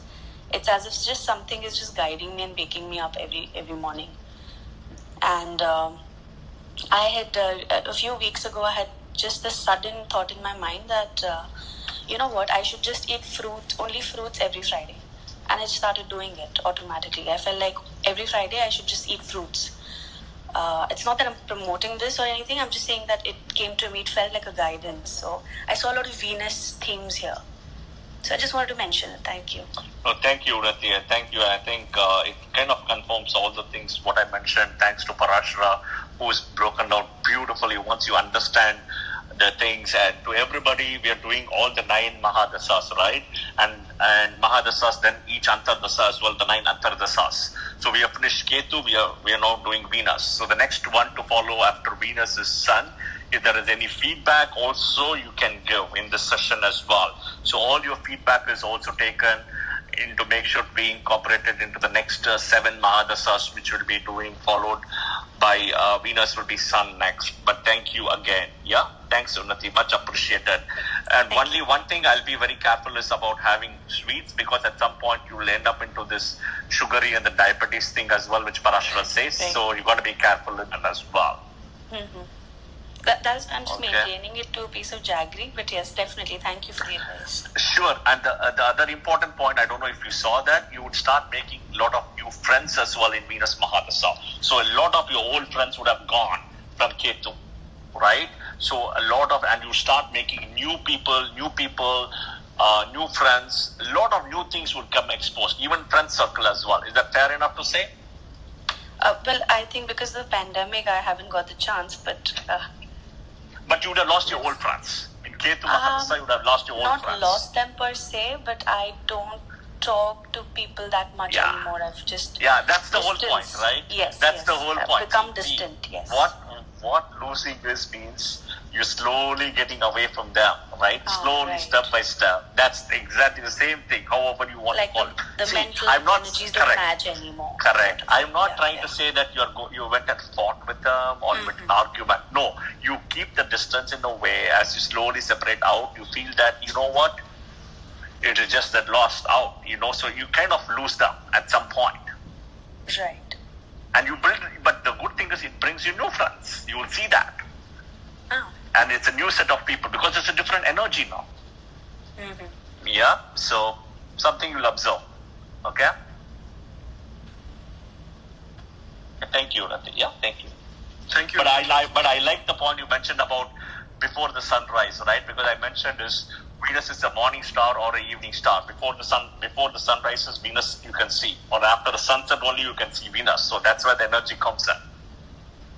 And thank you for confirming. What is surprising is I feel like a voice wakes me up. Yeah, so Venus energy is the second biggest benefic. So I'm not at all surprised with this after Jupiter. I mean, if you undergo Jupiter Mahadasha, then you will know the energy of Jupiter. And if you know the energy of Jupiter, you can also translate it to the energy of Venus, because Jupiter is the biggest benefic among the 9 planets. And the second biggest benefic is Venus. So somewhere these two energies are very strong and needed in life. Most important and needed in life other than the sun and the moon's energy. So absolutely yes. I wish you all the best. Thank you. Thank you, Unnati. Hi, Rakesh. Do you have a question? Is it me? Can I talk? Yeah, Rakesh, go ahead. Yeah. I just want to bring light on what Srini said.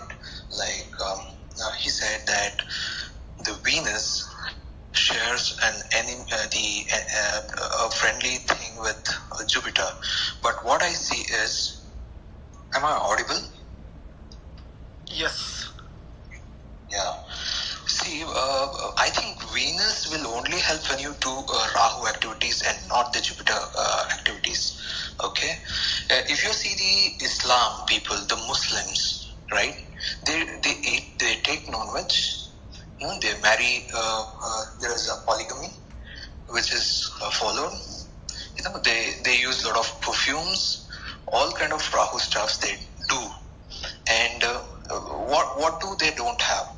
The prominent countries which are wealthy is Islam country, right? But he's not helping any Hindu, because you see, the Hindus are the ones who have less progeny nowadays. They are suffering from the reproductive issues, right? Whereas we don't see it in Muslims. At least one single Muslim suffering from the issues of. Rakesh, I'll come to you. I have. Let me finish. I'll tell my last line. Venus shares equal enmity with Jupiter, right? And the Sun. Whereas Sun and Jupiter are greatest friends. Okay? He cannot. Whereas Venus shares good relation with Moon. That's why Muslims worship Moon and not Sun. So also, I see a common enmity between Jupiter and Sun with Venus. Rakesh, Okay, so if you have any question for Srini or any experiences on Venus Mahadasha, then please share that, because we need to respect the other people here. Yeah. No, it's okay. You and Srini might discuss in some other room. So fair enough. So Kavish, thank you. So fair enough. We don't want to bring into the religious thing and stuff here, number one, right? Because Vedic astrology is beyond religion, in my opinion. Okay, number one. Having said that, Rakesh, I thank you for your feedback. So let me clarify all your points one after one. Okay, go read Parashara's book. If you read BPH's book, Parashara says Venus enemies are Sun and Moon. Nowhere it's written Jupiter.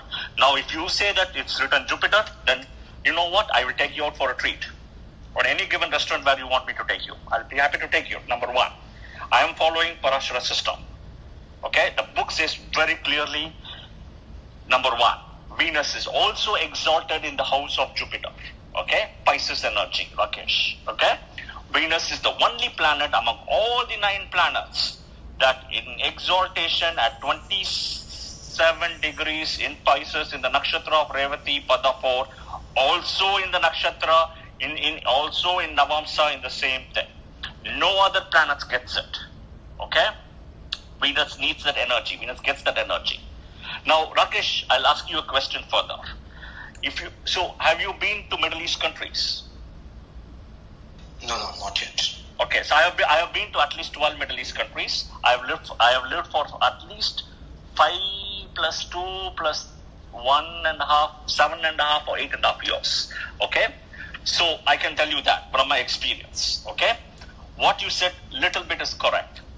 Do you know one thing in Islam? It's written forbidden to be banned for drinking liquor. Do you know that?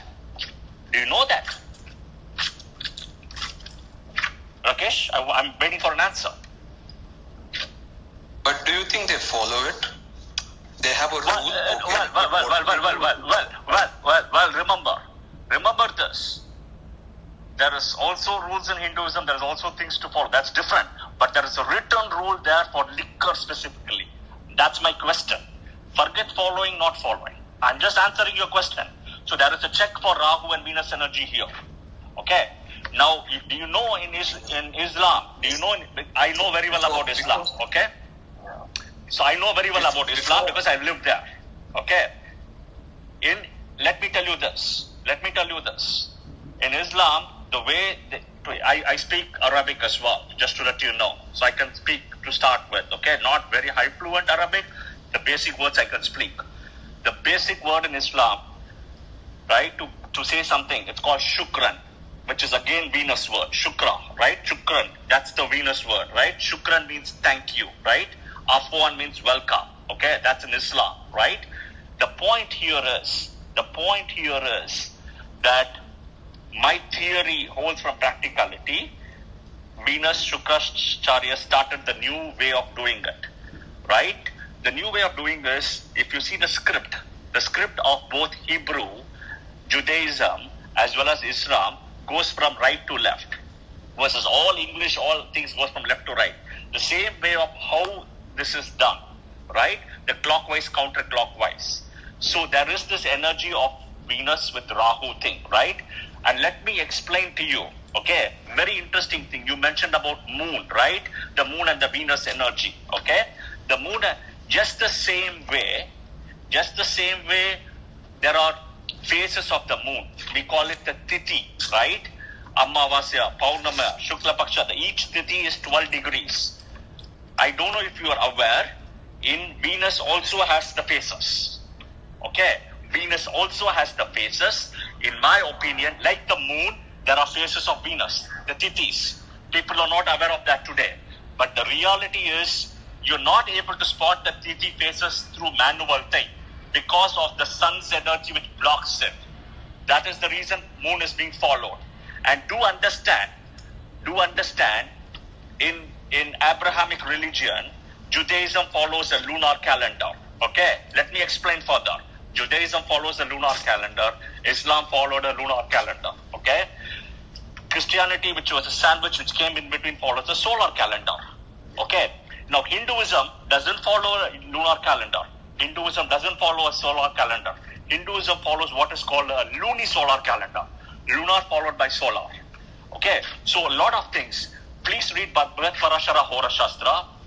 He said Venus enemies are Sun and Moon. There is no way Jupiter written. But if you are able to show it, I will take you out for a treat. No problem. I feel that this is this. Venus shares. Venus. I guess this is more about going towards like religious Exactly. discussion and Exactly. not totally related with Venus Mahadasha.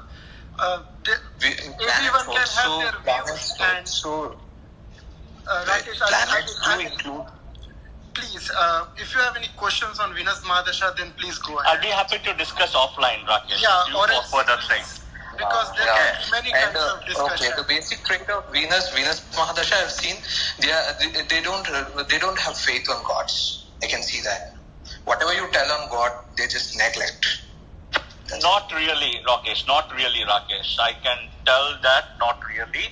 They're coming out of very difficult Ketu Mahadasha. Unnati, you want to say something, Unnati? Not sure what Rakeshji means by not believing in God, but I've started turning more.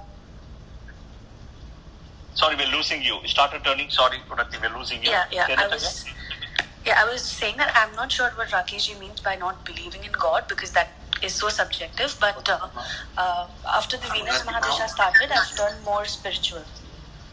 It is because of Venus greed. It knows that only after attaining knowledge it can attract wealth, and that's why he is going and exalting in Pisces and no other relation. No, that's not the case. Okay, it's also the moksha. So if you read, so let me tell you, if you read, I mentioned it earlier, right? If you read the books of Bhrigu Sutra, I'm giving you the book's name right now. I'm giving you the book's name. You can go read Bhrigu Sutra, number 1, Saravali, Mantreswara, Faladipika, okay, Brihat Samhita, Venus in the 12th house, exalted with Jupiter. It clearly says this person will become rich, king-like riches, and will take you to moksha. It says will take you to moksha, no more rebirth and heaven. Okay, so Venus is in going into the moksha triangle, right? Dharma, Artha, Kama, moksha is also there. There is this lot of energy. Do understand, Venus was the one. If we go back to the mythological story, Venus was the one who had the Sanjeevani thing, right, to bring back alive. And when Brihaspati Guru, Jupiter's son, right, if you look at Kacha, came into her, he went and taught him that also. He took him as a disciple. So there are a lot of good things on Venus also. See, Venus is the second biggest benefic according to Parashara. You cannot discount that. See, I have nothing against 9 planets here, right? But it's the second biggest benefic and you cannot discount. It gives a lot of good things. And I can tell you that it takes into a different, because they have finished Ketu Mahadasha. That is why he's plugged in Venus there. There is a reason. You and I can be arguing day in and day out. It's okay. But the reality is, I have seen people in Venus Mahadasha going into spiritualism. I have seen people going into religion, all those things. I have seen it, okay? Now, if Rahu comes and everything, it's a whole different thing. The ball game is different because Rahu energy drives it. But if the Venus is dignified, I have seen people going through doing good things in charities as they gain more money. So it's a combination, Rakesh. But thank you for your feedback. Thank you. And Venus actually with Sun gets very bad, okay? To your point, when earlier there was a question, when Sun is combusted with Venus, it's very, very bad. I'll give you a simplest example in Mahabharata. I have said this in one of the Nakshatra stories and I'll say the same thing. So the energy of Sun in Ramayana belonged to Ram, okay, the energy of Sun. And the energy of Venus belongs to Parashurama. When Parashurama and Rama met, okay, if you see, actually what happened was Parashurama, right, who was the energy of Venus, dropped everything in front of Rama, refused to talk to him because the Sun's energy of Rama was there, okay. The Rama's energy came through Sun's energy. Now comes Mahabharata, where Krishna's energy comes into play. Okay, the moon's energy comes into play, right? Krishna's energy is the lunar energy, the moon energy. When Parashurama met Krishna again, right, this time, and actually he came with what is called a conch, the Panchaganja conch for the war, which to be blown, right? Now that was the reason he has come there to meet Krishna. And the way they both embraced each other, right? Krishna embracing Parashurama as the Lord and Parashurama embracing Krishna as the divine, shows how the energies, it is, the fact is, look at science. You cannot see Venus. You cannot see the phases of the Venus. There are 16 phases. Go do some astronomical research. You will see the similar phases of the moon in Venus. Okay? That is what Islam people are following. I can tell you that. Okay? What is not visible is because the phases of the... I will ask anybody in this room today, and anybody known about the phases of the Venus. They would have known about the phases of the moon. Right? Right? The phases of the moon is known. Okay? Okay? The phases of the moon is known. Right? But the phases of Venus is not known to people. Okay? And something I didn't mention it so far because I kept it. Okay? Why? Because I don't want to get into this. But there are phases of the Venus very similar to phases of the moon. Same way, go do your astronomical research and you will get the answer, what I'm saying. Okay? But the point I'm trying to say here is very clearly that Parashurama and Krishna embraced each other, which is the moon's energy. And you never see Venus because of sun. Because sun is so luminous. Again, read the book which I mentioned earlier. The book is Uttara Kalamitra by Kalidasa. He says Graha Kala, Chandra Kala, Parimana. Okay? He gives 30 as the luminous units for sun. Moon is 16. Venus is 12. Where is 30? Venus is 12. Right? And very close. They cannot see. That is the whole reason. Thank you, Srini. Thank you, Rakesh. I just wanted to say that please keep the questions regarding Venus Mahadasha, and we just have 15 more minutes, and we need to respect other people in the queue. So just mentioning that. Thank you, Rakesh. Lucky, hi. Do you have a question? Just 1 second, Kavish and Srini, I think we should turn off hand raising now because if you've got only 15 minutes. Yes, please. Thank you. I'm gonna appreciate it. Good. No problem. Good point. Thank you. Lucky, hi. Do you have a question? Yeah. I do have a question. I've been listening to him Srini. I've been listening to Srini for the last 20 or 25 minutes or something. And मुझे लगता है कि हिंदुस्तानी है तो मैं थोड़ा हिंदी में बात कर सकता हूँ उनसे if you मतलब any objection. I will put this question to Srini, but other people in this room are they won't understand. Some of them won't understand Hindi. So if you can. ज़्यादातर तो हिंदुस्तानी है sir, क्या नहीं समझेंगे सब समझेंगे. No, it's not the point, right? Lucky, the point is to be cognizant for other people in the room. Okay, so get the knowledge of your question. Sir, I understand that, sir. So here's my question. Call me Srini. Go ahead. Okay, sir. Okay. Srini. So, Srini, I have been going through Sadhe if you know that. Obviously, you would know that. So, it's like the end date is about 2022. And I am a Capricorn. So, what's your suggestion about that? You're a Capricorn moon sign. Yeah. Exactly. Is your nakshatra Shravana, Dhanishta, Uttarshada? मुझे इतना नहीं पता है, इतना detail मुझे भी नहीं पता, seriously. Okay, tell me what degree your moon is in Capricorn. Sir आप मुझसे ऐसे क्वेश्चन पूछ रहे हो कि मैं फाइनेंस वाला हूँ और आप मुझसे मतलब बात वो नहीं है ना. You have to. Okay. You're asking me a question. I have to give you an answer. So for me to give you an answer. Sir, I am getting you, but I am telling you that I am not that educated in astrology. Okay. That Fair enough. Answer your question. So Sadhe happens somewhere. Your chart gets stuck. So let's say if your moon is in Shravana Nakshatra, that means this year you would have cried a lot. And your moon in Uttarshada Nakshatra, last year you would have cried a lot. Okay. Did you see anybody? Last year. Okay, then probably Uttarshada. Did you have Did you lose anybody in your family? Did somebody die in your family last year? Yeah, exactly. My grandmother. Okay. So last year then. So usually when Sarasati happens, things get stuck, stagnated. So even if it's Venus Mahadasha, it gets stuck for there. Okay? So it's a stagnant point. So you have to wait, go slow. And if you go and check, your Mahadasha, Antardasha also won't be supporting at the time. It won't be supporting. It will be a Venus Mahadasha, bad Antardasha. So everything will be stuck. So you got to wait. Next year, April onwards, you will see better results. Got to wait till next year, April. Okay? Thank you.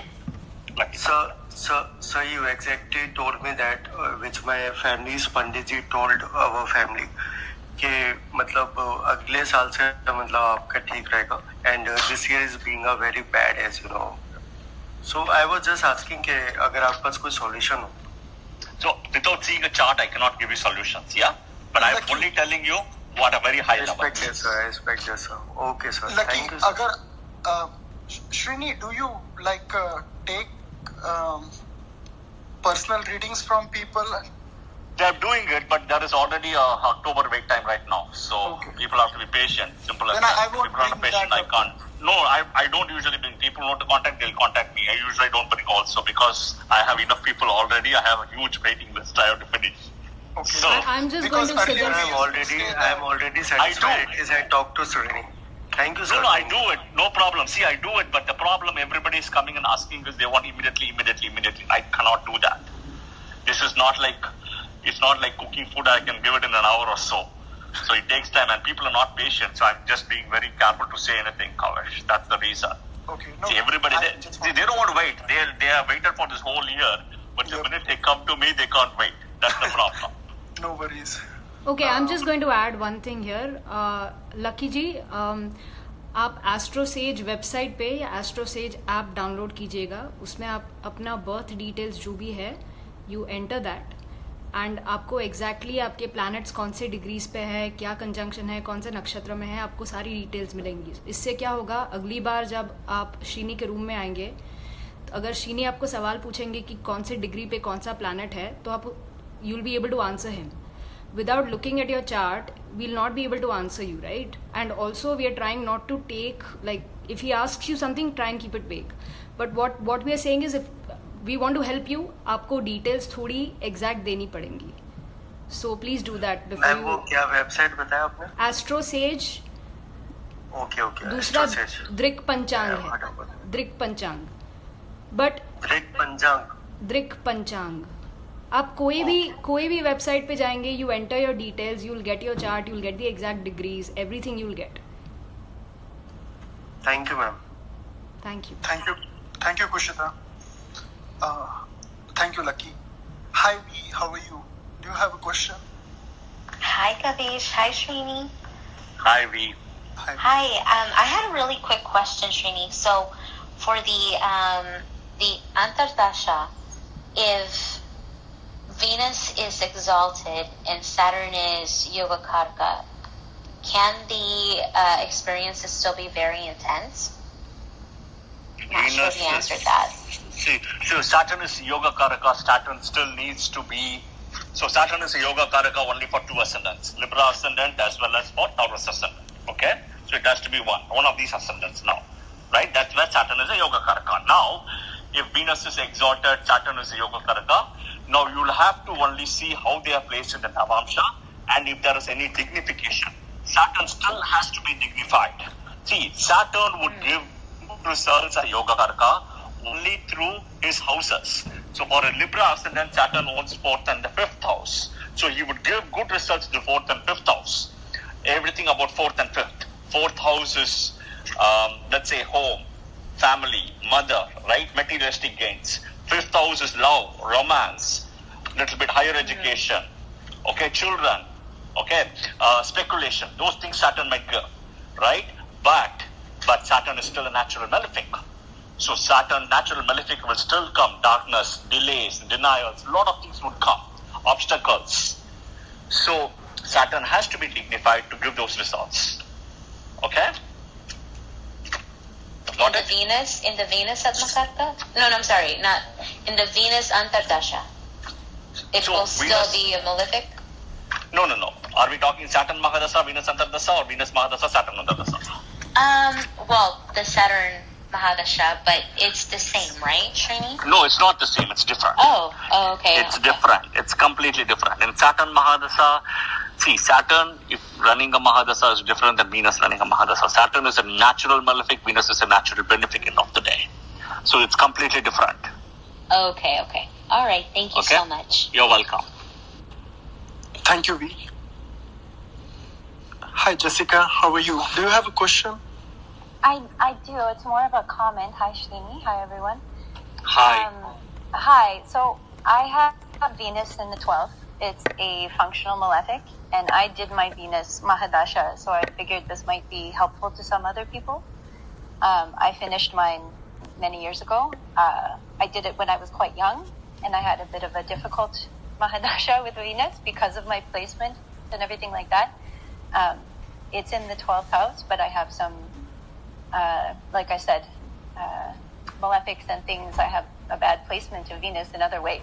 However, when I finished my Venus Mahadasha, when I was going through Venus Ketu, am I audible? Hello? Yes, please. Yes, Jessica. Yes. Okay. When I was finishing Venus Mahadasha, I do have a fairly well-placed Ketu. And I think the thing to remember too is, so when I was leaving Venus, I lost my job when I went into Ketu. In that time period, however, it was actually a blessing for me to lose that job. And it actually put my life in a completely different direction, and I was completely taken care of in every way. So I think a lot of times when these things appear to us as being a negative thing that's happening in your life, it actually can be beneficial. So job loss is not always bad, right? Job loss can make us go in the proper path, in the proper way that we should be going. And that's yes, that's a good point, because end of Venus Ketu starts your Sun Mahadasha next, which means Sun has to be very placed and Sun supporting to show you the right direction. And Sun Mahadasha, usually when we're going to cover next, what happens in Sun Mahadasha is, in a Venus Ketu, the job loss makes you into Sun Mahadasha, if placed well and dignified, would make you run your own business in your own company rather than in employment. Oh, that should have happened, but it didn't. No, that's what I'm saying. When it's placed and dignified, I said clearly, right? Well placed and dignified. So otherwise, so there are levels of dignification, right? It makes you become the CEO, owner of the company. If not, one level dignification is you go into a higher level to some other's company as a high level. One more level is you go one level down further. So it keeps going another way.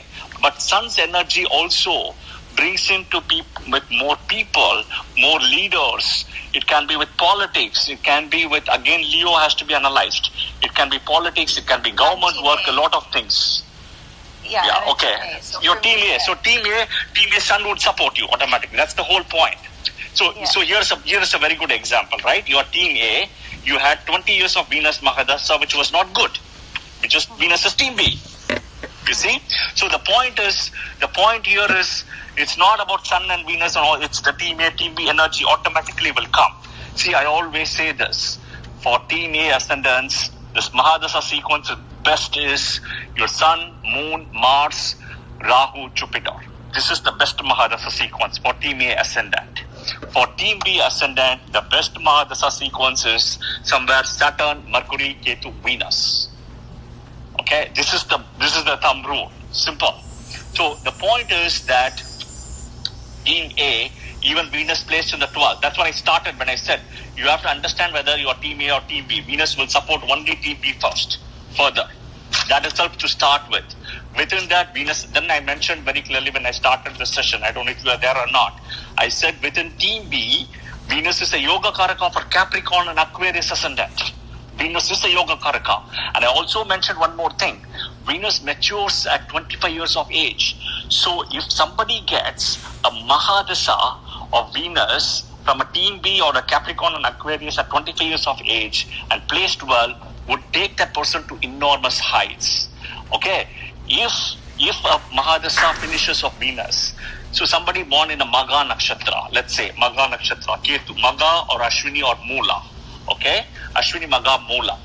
that person would, depending on whichever pada it is, maximum 7 years Ketu Mahadasha. Maybe 3 years Ketu he gets. But the next he or she, 20 years would be Venus. So by the time that person turns 25 years, the Venus Mahadasha is over. But Venus only gets matured at 25. So the problem here is that person won't know how to handle the Venus energy. I definitely did. Yeah. Exactly. So you would have finished your Venus Mahadasha before 25, 26 years. Something like that. I finished it at 26. There you go. So 25 is when Venus gets matured. So I don't know if you were there. I said this at the start. So here is an important remedy. Okay. I forgot to mention it earlier. I will add at this point is people who are undergoing Venus Mahadasha specifically has to find a guru to unlock their energies for success, regardless of how Venus is placed. Okay. They have to find somebody as a guru, a mentor, okay, to unlock their energy for success, just the same way Venus takes the help of Jupiter for exaltation. Then you would be able to see a lot of things in life. So the problem is that with under 25 years, if you finish your Venus, it takes you into a different level. And I've seen this thing. It's not the best of the energies. Okay, so the maturity doesn't happen. You can't handle it. It puts you into different directions.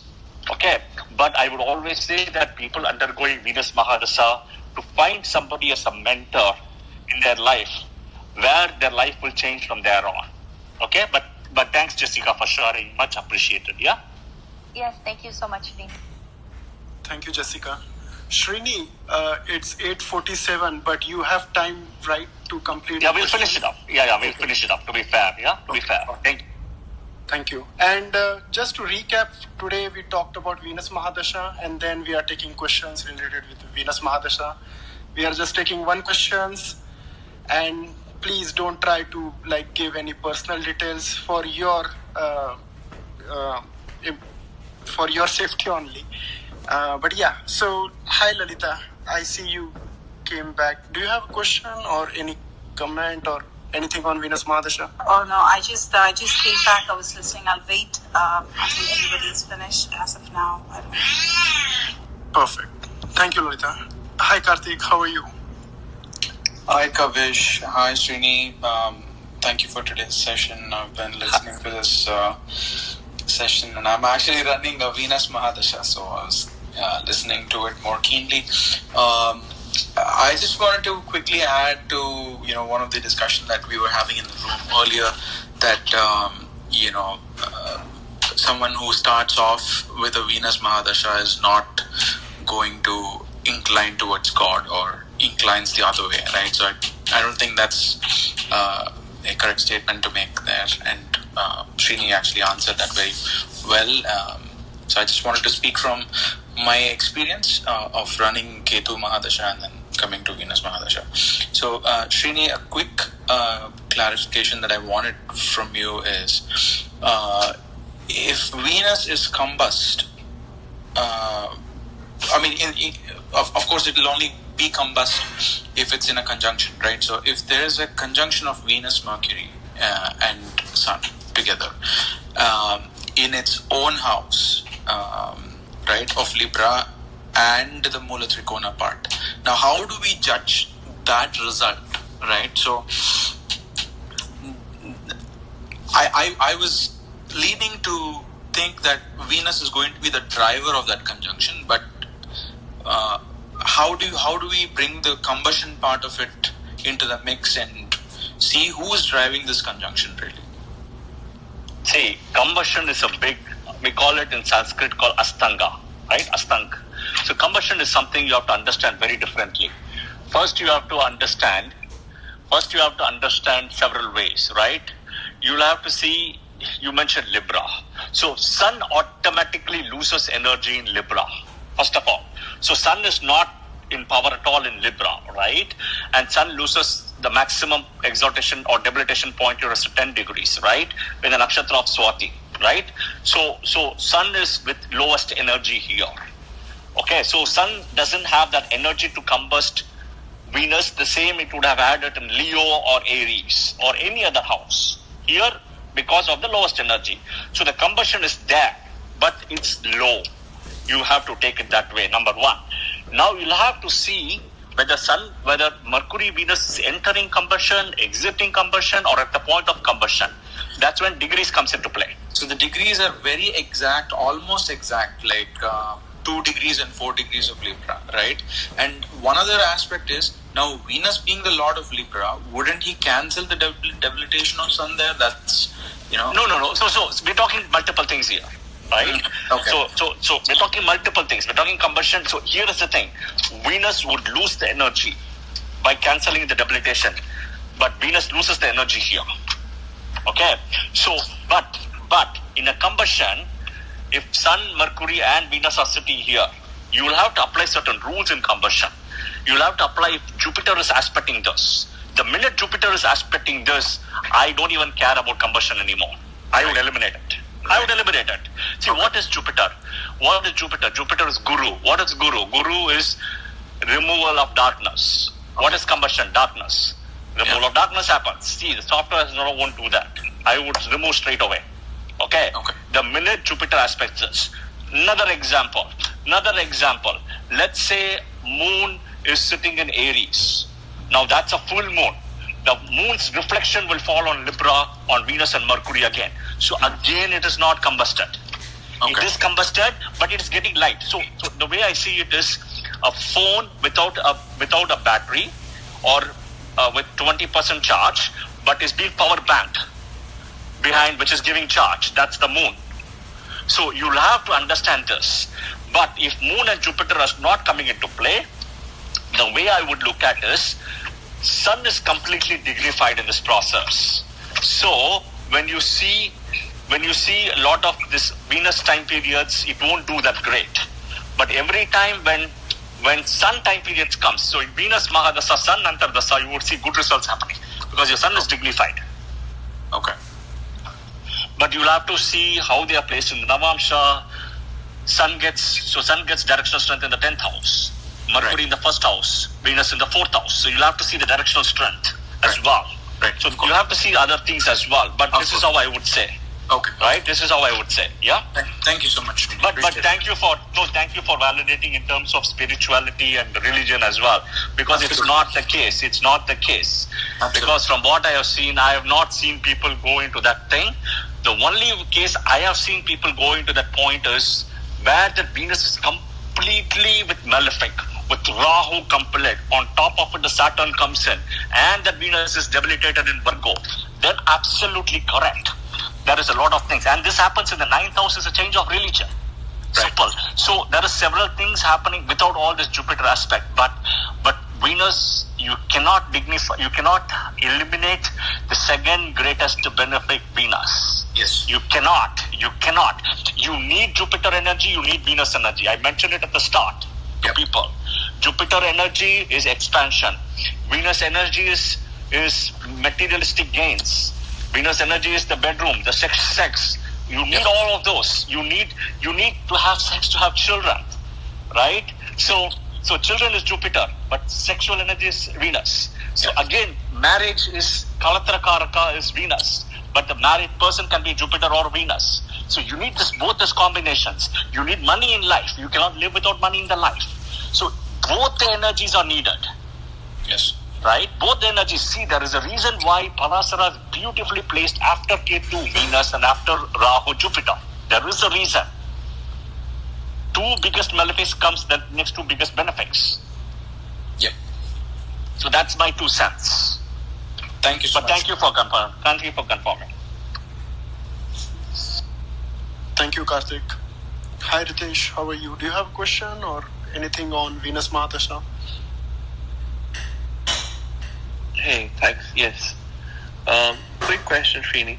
So, given that you said Venus is the natural benefic, will the Mahadasha be negative for people from Team A, or in general, Venus Mahadasha should be good for most natives on both sides?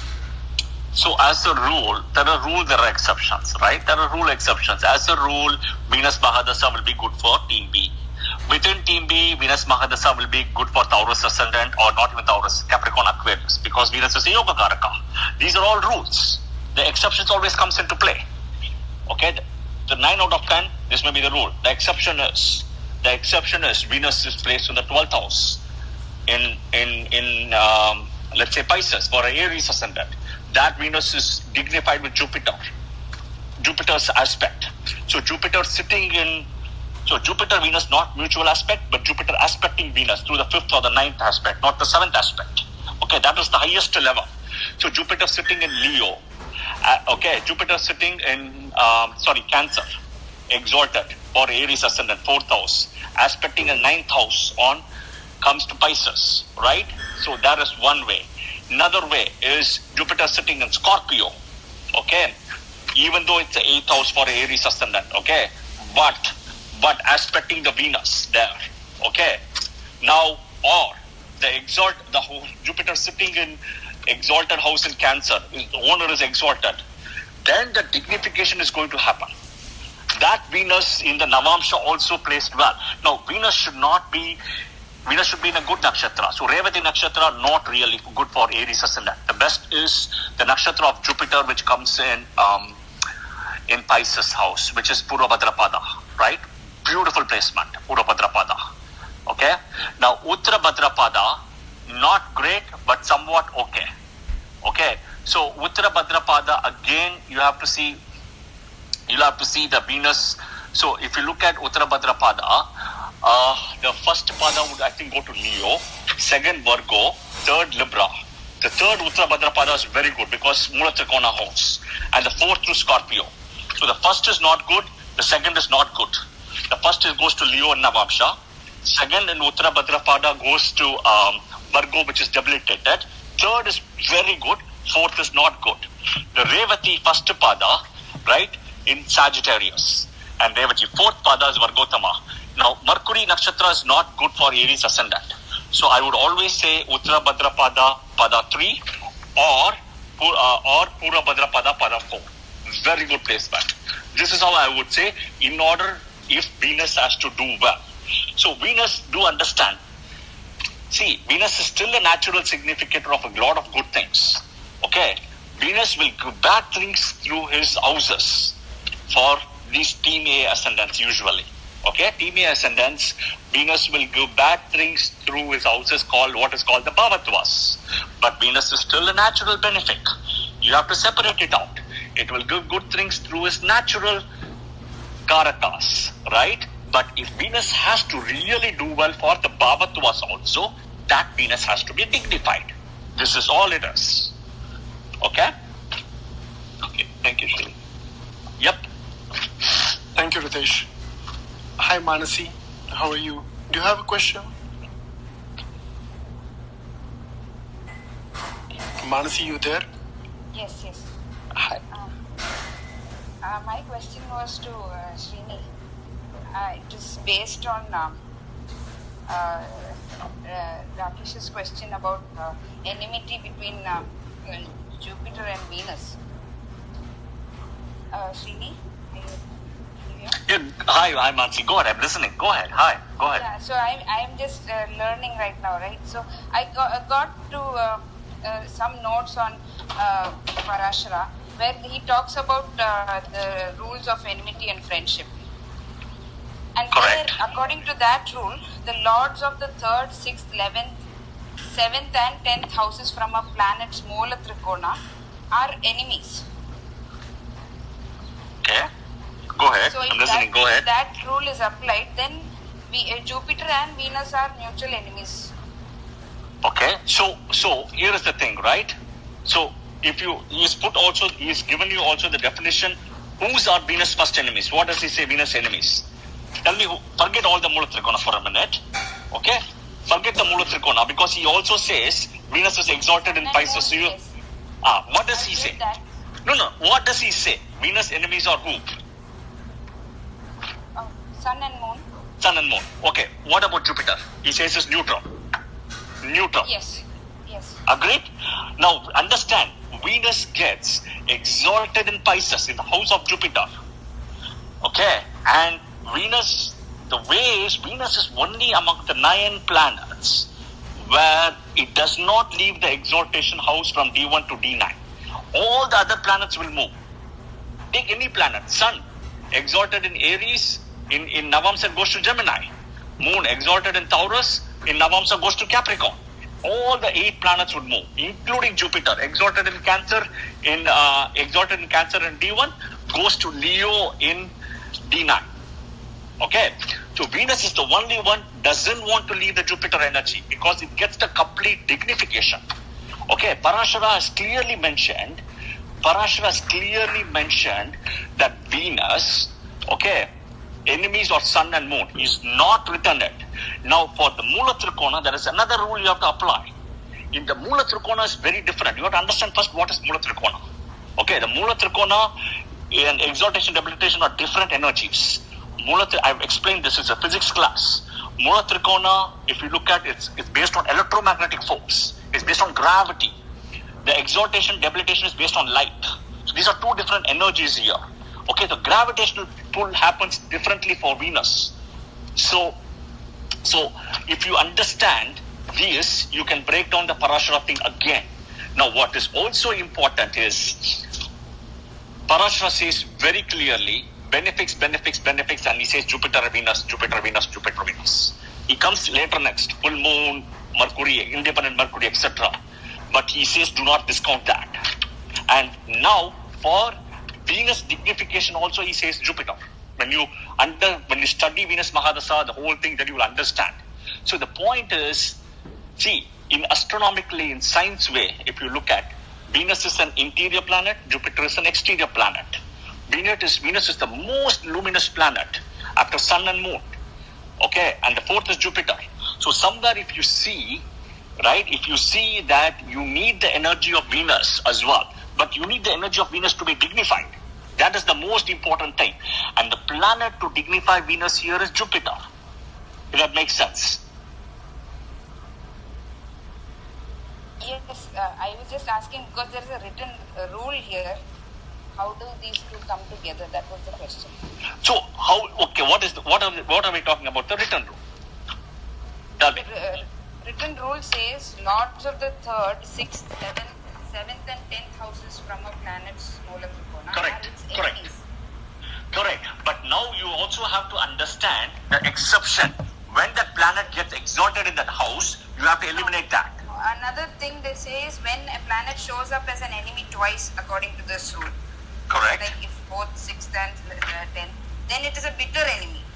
Correct. But you apply this. You apply this in when you do the chart reading. Okay, so in the chart, see the placement where they are and apply the rule. Okay, the chart you go and see and you apply the rule. That's how you would apply the rule. So in the chart, I mentioned it the other day. Correct. So for Mula Trikona sign, if you look at, so take an example. Jupiter's Mula Trikona falls on Sagittarius. Okay. Mula Trikona falls on Sagittarius. Now Venus owns 6th. Venus owns 6th house and 11th house. Yes, so it is twice there. Correct. Now Venus Mula Trikona is on Libra. From Libra, he owns 3rd and 6th. Yes, again enemies. Okay, again 3 and 6. Now you also understand Venus is exalted in the 6th house. Correct? Venus is exalted in the 6th house there. That is where now the Mulati, one step above the Mula Trikona's exaltation. That is what you have to understand here. See, one step above, that is the reason what I have done in my way of synthesizing Parashara Horashastra is I put 2 teams and 2 captains. This is why I put 2 teams and 2 captains. Okay? Because 2 different energies here. And these are the ones 2 driving it.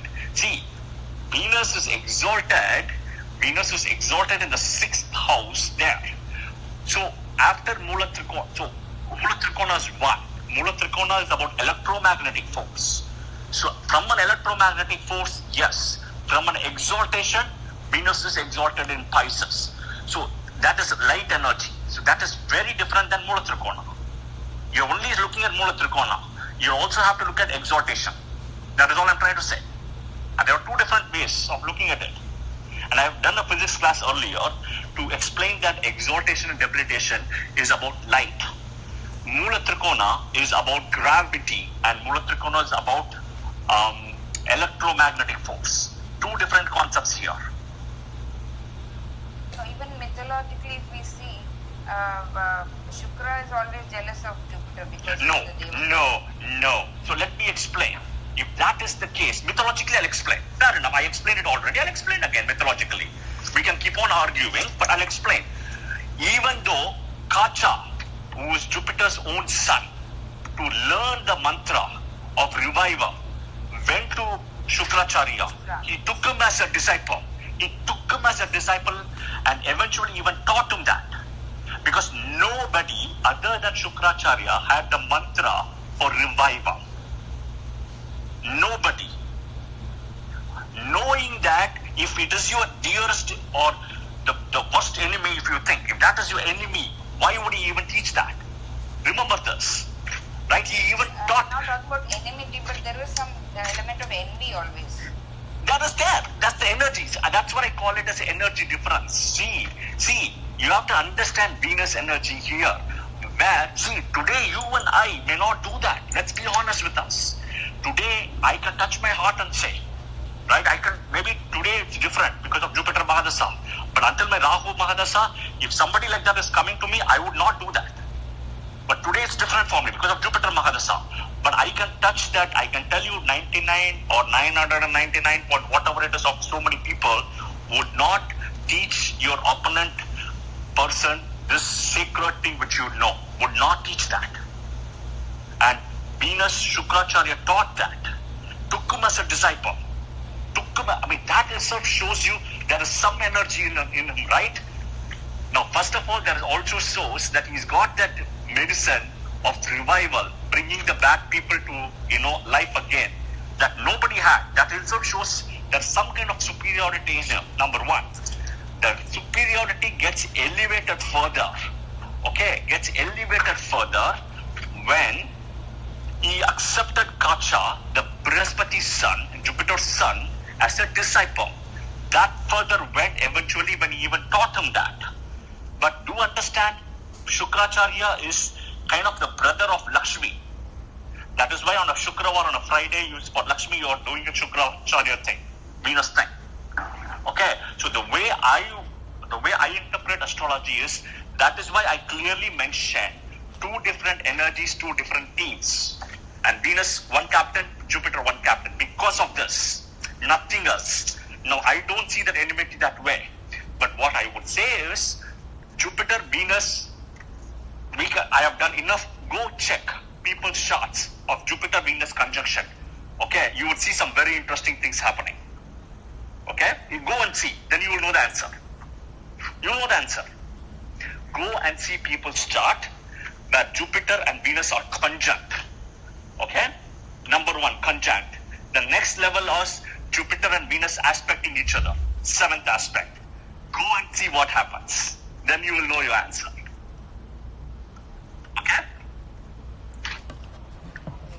I just asked because I was confused because of this rule. That's why I asked.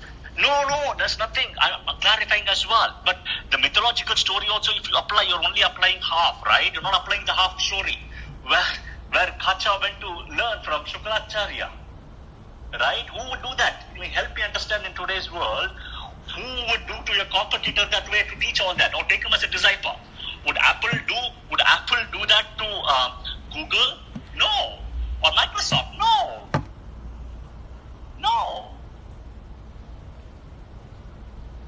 But that is why, if you see the logic, that is why I have broken down these as two captains and two teams. That is the reason why I have broken it down. The energies are different. It's water and oil, and both energies are needed. It's not one versus the other. It's one and other. That's the way it is. See, if you go apply the book and theoretically keep on applying, Without applying the other rules, you will go wrong. But understand as you read the whole book. See, you have to read the Parashara Horashastra book at least 10 times, 20 times. Don't get stuck in one place in the one thing. Because Parashara Horashastra says, for example, Venus in the 12th house. Okay? Go read. Go break it down. Venus in the 12th. I gave example what it says. Venus in the 12th. Venus in the 12th exalted. Venus in the exalted 12th with Jupiter. Venus, not only Parashara. Go read Saravali. Okay? Mantreshwara. Then Faladipika. Bhrigu Samhita. Right? Brahachataka. I'm giving all the books right now. Venus in the 12th. See what happens. Forget which ascendant. Exalted, own house, Mula Trikona with Jupiter. Straight away will become like a king, next to a king. And will go to heaven. No rebirth. Okay? Will do a lot of charity work. Will guide people. It's that very clearly written. Malefic aspects comes into play. Straight away hell. Okay? Sins. A lot of things comes in. So the fact here is you have to apply other rules in the book, and you just cannot apply tandemly with one thing. You go wrong. That's the way, because you have to read it several times. You have to know each and everything what is said.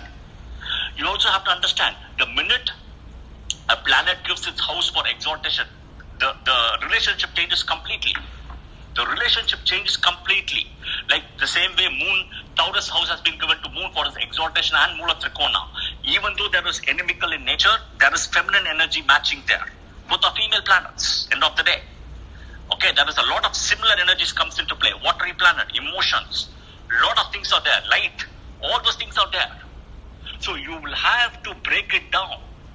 You will have to break it down the level of dignifications and level of how it is. That's the way I would say. Just by reading one line, one quote, then very simple. No, Mansi, it's very clear. In Parashara Horashastra says Venus in the 12th house. Go read the prediction and go say it. You'll go wrong. It's very easy. You don't do it one-liner here. You have to apply other rules. See, from a Mula Trikona, again, I'm telling, it may be a different status. But look at exaltation status. Okay, so I'll give you another example. Okay, from exaltation status, I'll explain to you. Again, forget Mula Trikona. See, look at Parashara says of which is the highest he says. The highest is exaltation. There are 7 levels he's broken down, Parashara. Okay, starts with exaltation. Second is Mula Trikona. Third is own house. Fourth is friend house. Fifth is neutral house. Sixth is inimical. Seventh is debilitation. This is the order. So exaltation is the first, debilitation is the lowest. Mula Trikona, that's how you break it down. Now look at where is Venus exalted in Pisces.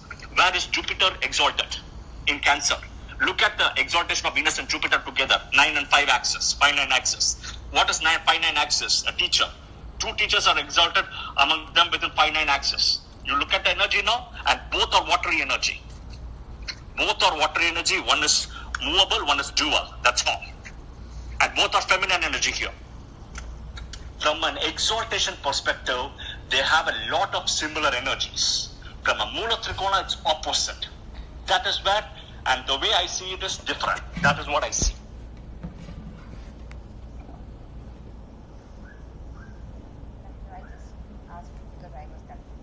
No, it's okay. I'm not saying anything wrong. I'm not saying. What I'm saying is, if you read one-liner in any book, okay, you will get confused. One-liners, I wish predictions were like one-liner, right? What would Venus do for me in the 12th house, right? You don't know which ascendant, right? For example, I'll give an example, right? Let's say Scorpio ascendant. Venus in the 12th is in Libra, okay? Let's take Libra ascendant. The house owner itself getting debilitated in the 12th house. So everything is different now. Everything is different. You have to read further to break it down. You cannot read a certain point in the thing without applying the other rules. You'll go wrong. But all I can tell you is respect Venus energy here. Respect Venus energy. The second biggest benefit is put after Ketu. And do understand. Go figure out if you are learning more and more, right? So there are 120 years of Mahadasha. 120 years.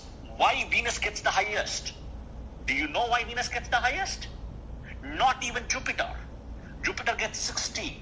Saturn gets 19, but Venus gets the highest among all the 9 planets, 20 years. Rahu gets 18. Venus gets the highest. There is a reason why Venus gets the highest.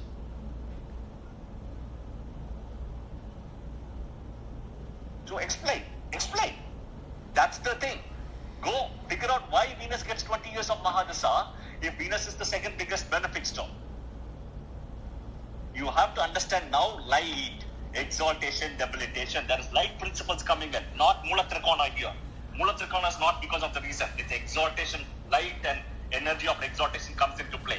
That is the reason Venus gets 20 years. So a simple math I will tell you, a very simple math, how Venus gets the highest versus the rest. Okay, this is a quick fast food math. So you have how many planets? 5 planets. Okay, forget the nodes for a minute. You have the 5 planets: Mercury, Venus, Mars, Jupiter, Saturn. Okay, 5 planets. Now Sun and Moon are considered 1. Okay, why Sun? Because Sun is the owner of light, Moon is the reflector of light. 1. So how many planets there are? 6 planets. This is for light calculations. Okay, light calculations. Rahu, Ketu, we know they cause eclipse. They don't have any light. So remove Rahu, Ketu out. So how many planets do you have? 6 planets, right? Now take 120 years. Take 120 years divided by 6. This is the quickest math I will tell you. That means what? On an average, every planet should get 20 years of Mahadasha. Every planet. Okay? Now bring in Rahu, Ketu. Because in the Vimshottari Mahadasha system, they have 25 years together between both of them. So Rahu, Ketu gets up from somewhere, from some other planet they borrow, right? But Venus is the only planet which goes untouched. Venus is the only planet which goes untouched, and Venus gets the 20. All planets loses to somewhere here and there, including Jupiter. Now what is interesting is, if you see, the Jupiter is the king of Vimshottari Mahadasha. He is the controller, the king, you can call it, or the whatever it is, right? The controller, the driver. And you can also see, I always say in my session that your full moon is equal to Jupiter. Full moon is Sun and Moon opposite each other. Add Sun Mahadasha, Moon Mahadasha. 6 plus 10, 16. How much is Jupiter? 16. There you go. That's your answer. But even Jupiter has lost 4 years in this process. Only Venus does not lose it. So Venus has a superiority. Venus is an energy. Venus is an important planet. But Venus needs to be dignified. That's the whole point. All right. Thank you, Mansi. Srini, can I say something? Go ahead. So this is I don't know if it's a question or it's not specifically a question. It's not directly related to what Mansi said or even the Mahadasha. But there are 2 odd things about Venus from an astronomy point of view. And I was wondering how that relates to how that translates in Jyotish. Number 1, in every Venus day is equal to 243 Earth days. And every Venus day is actually longer than every Venus year. So one Venus year is only 224 Earth days. So Venus day is longer than a Venus year. So there is a relationship. There is a way to do it in astrology. It's a big session, but I can explain to it. Go ahead. The second thing that I found interesting, but I'm trying to see how I can relate it to astrology is Venus is the only planet that goes in the opposite direction, which means that the sun rises in the west and it sets in the east. Unlike for everything else, which it's counterclockwise. Okay, and do you know what's the answer? You got your own answer. Astrology says it very clearly. So look at it. Your energy is your spouse energy is your opposite energy. That's the Venus energy. You see? Astrology says it very clearly. So both have answers to it. Okay? So Venus rotates in the counterclockwise because your spouse you are the first house. Your spouse is the 7th house, which is exactly opposite. And what I said at the start of the session, the natural karaka for marriage is Venus, the 7th house, which is the opposite energy, right? That is the reason it goes in the opposite direction. Okay? It's the 1-7 axis. Correct. And Jupiter is the natural owner of the 7th house, Libra. So Venus, right? Because only in the natural house of Venus, 7th house, which is the opposite. So he is the significator of marriage called Kalatrakarka. Okay? Now, for the Venus calculation, which you mentioned, I'll have to do one whole session on it. Okay? Because I can break down the entire day. I have done the work already. Okay? I have it in my notes. It's not only that. So, Lalita, the cycle you mentioned, right? The same cycle you go and calculate from the time a woman gets pregnant, how Mars and Venus will function is a calculation there. Okay, this is written in book. I'm trying to tell you which book it is. Give me 1 minute. It is Varaha Mira's Prasajataka, if I'm not mistaken. He explains about beautifully, if I'm not, I think it's Varaha Mira Prasajataka, or it could be the other one. The other book is Jataka Alankara. Okay, the minute a woman gets pregnant, how a menstrual cycle stops for the number of days, which is equivalent to the rotation of the Venus days calendar year. So this whole thing has to be broken down into Venus. I see. So, but I have the whole math. I've done the whole math astronomically to go this. It's a big one to answer.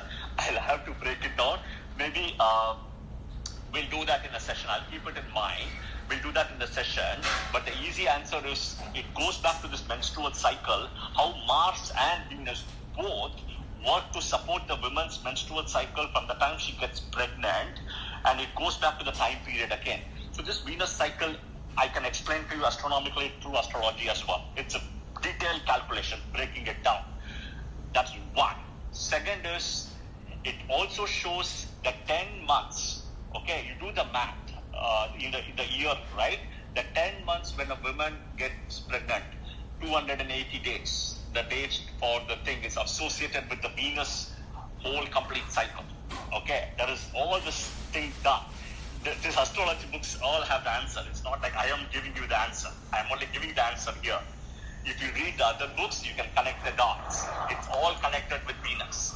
And the reason Venus goes in the opposite direction, the only planet, is because of your partner being opposite in nature. Okay? Your opposite nature. So that is what it is. That is the reason why. The first house is Jupiter. The Karaka of the 7th house is Venus. Correct.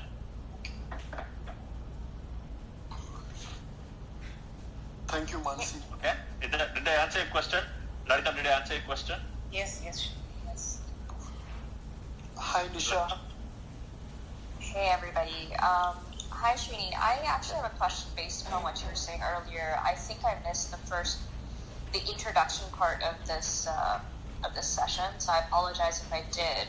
But I've got something a little bit more specific, not so much with the Mahadasha itself. But I was curious because you mentioned about Venus in the 12th house, and I've seen this chart where for Scorpion ascendant, they've got Venus in the 12th house and they've got Saturn in the 12th house. And I was curious what that generally means for that person, whether it's during the Venus Mahadasha and afterwards, because that person had the Venus Mahadasha before the age of 25. Okay. Go ahead.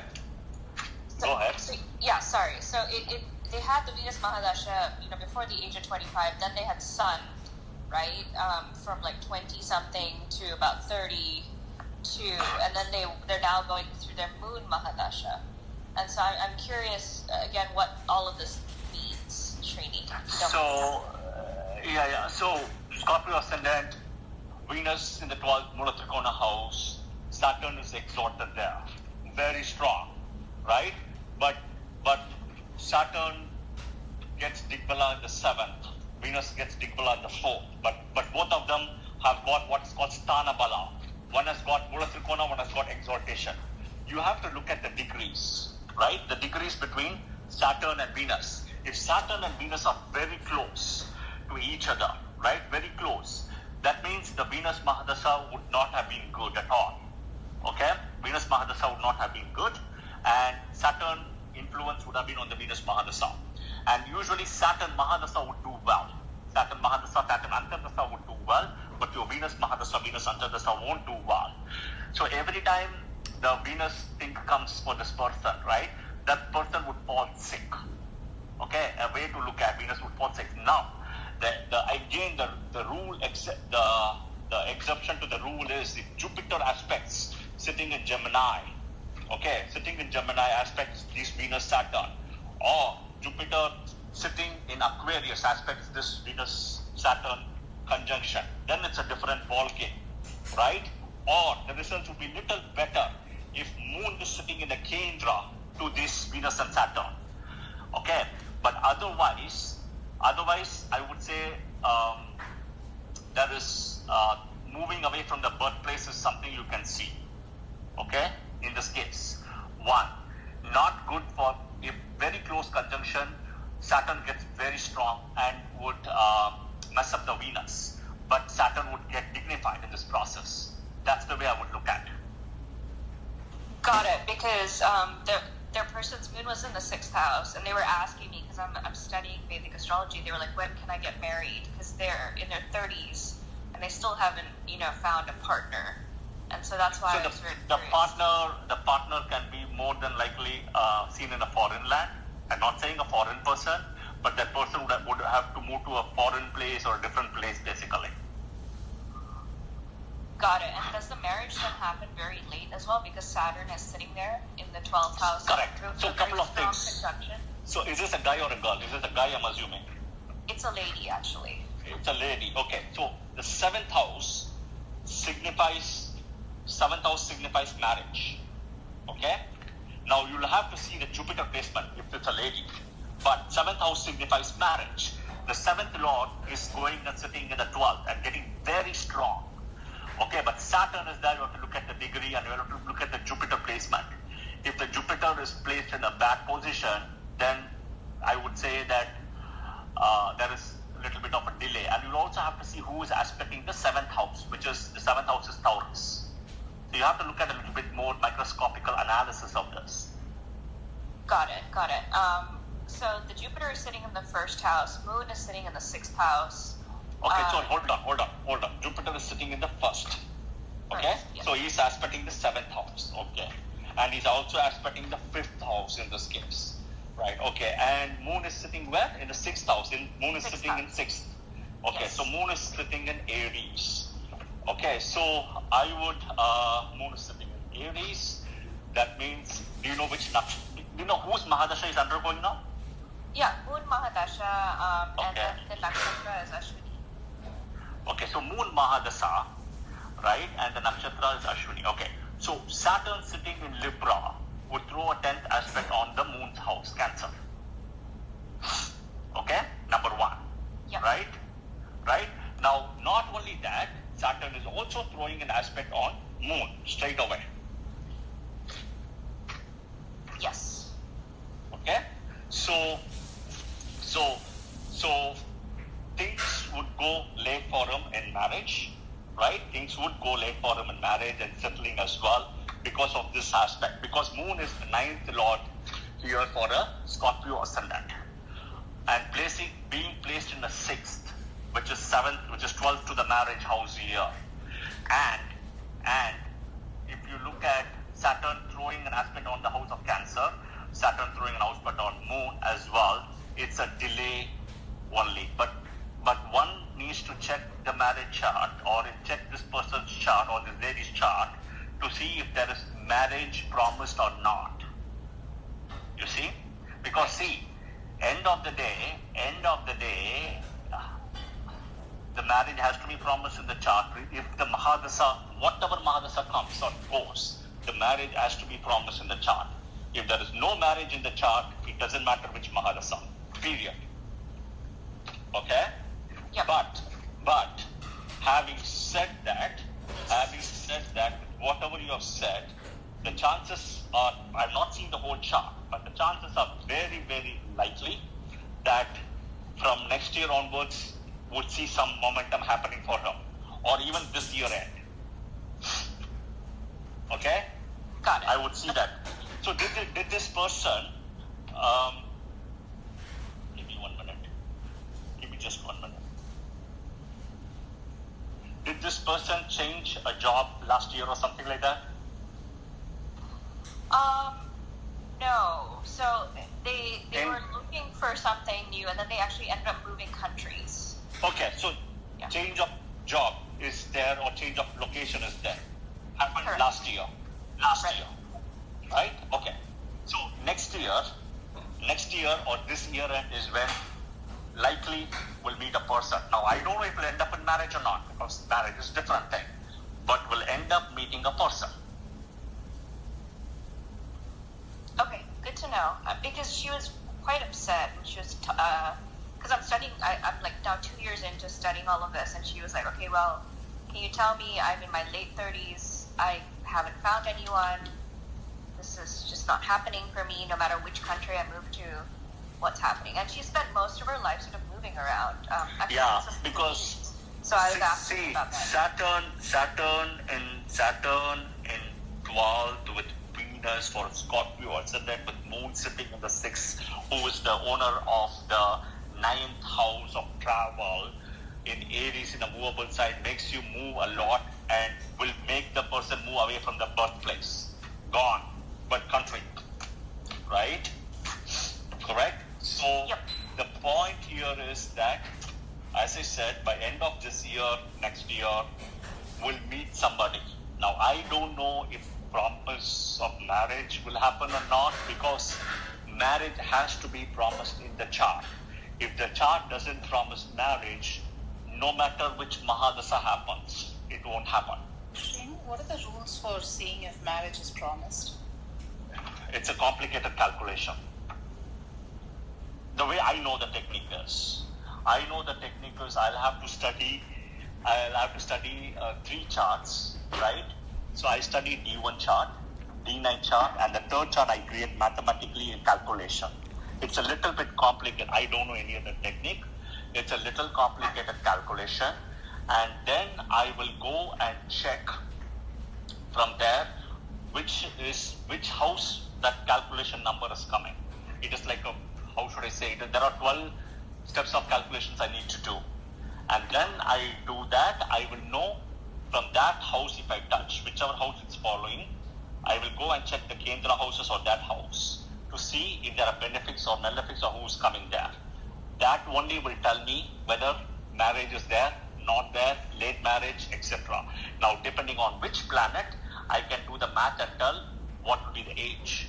Suppose if Ketu is blocking, I would say 48 years plus. That's when the marriage is. If Rahu is blocking, 42 I can say. If multiple planets, Rahu and Saturn, more than likely no will be the answer. But it's not easy. This is the technique I know which I apply. But I'm sure that people know maybe other techniques, but I don't know other techniques. There's only one technique I know. Thank you, Srini. You're welcome. I'll probably get her to contact you, because I wasn't able to divine this whatsoever, so I appreciate your help. No problem. The change of place, change of profession or location, profession was indicated last year, number 1. That's why I wanted to check. So that means by end of this year to next year, I do see that she will meet somebody, right? But I just don't know how will it fructify into a marriage. Now, the other important thing, Lalita, to answer your question, I also look at the 7th and the 11th house. If 11th house is very, very strong, then the 7th, then I always have to do some deeper analysis to check for the other person's chart, because 11th indicates second marriage. Okay, 7th indicates first marriage. So I always will, when I'm looking at 2 charts together for marriage compatibility or marriage thing, I would look at the 11th house automatically for both of them to see that they don't have a very strong 11th house, because that can actually pull into the second marriage. So in this case, she would have Taurus as 7th house and 11th is Virgo. Virgo, okay. Yeah. And the interesting here is, if you look at it, the 11th house energy of Mercury and first house energy of Mars is very opposite. Okay? Very opposite here, right? Mars and Mercury enemy come. Again, from a relationship, Mercury's enemy is Moon, but Mars' first enemy is Mercury. So the problem is Mercury's thing is a problem here. And Mercury also owns the 8th house here, right? The 8th house Gemini. Yes. Which is again a marriage breaking issue here, right? So the 7th house is marriage, right? The 7th house is marriage and the 8th house is married life longevity. Interesting. Oh, thank you so much. You're welcome. So great, we are done to the end of the session at last. So I guess, Lalita, if you have... Go ahead, Lalita, you had a question? Go ahead, Lalita. She said like after... Yeah, Okay. I know, but when you answered everybody else, there's like so much information in my head that I don't know, because I know you've been at this for a while, and I can wait. I can go over this later. It's fine if you want to ask. We'll finish the last question, Lalita. It's fine, no problem. But to do the math, everything, I'll do the session one day, and I'll probably call you and explain the whole math, because it goes back to the menstrual cycle and the rotation and the whole thing. So I have done the math. I already have all the work with me done. So it goes back to the menstrual cycle to open up the whole thing from pregnancy and how Venus operates. Okay. So it's a big calculation. So I was just trying to map the Vimshotri Dasha to the nakshatras that we are doing in the boot camp. Okay. And we know that the lordship of stars is only applicable with Vimshotri. It doesn't apply to any other Dasha system. And I was just looking at the other Dasha systems. But there are people who use Ashtotri or Yogini or Narayana Dasha by Sanjay. And how can they also work? And that's what I don't understand. There are so many different ways, but everything works. See, the calculation, very simple, right? So look at it this way. From your house to the airport, there are probably 3 or 4 routes. All the 4 routes will work. Everything will work. From wherever you're living, to go to the airport, there's not one route. There is probably 1 or 2 interstate ways, 2 suburb roads, everything, right? All 4 will work. So you will have to just know how do you navigate through the system, right? You would have to know how to navigate through the system, apply the rules, apply the exceptions. That's the way I would say. Okay. I am not, I do what is called the Ujudasa. Ujudasa is Vimshotri. That's the technique I apply, I completely use. That works for me, what works for me, I'll do it. Now I have not gone, I have no very high level at Ashtotri.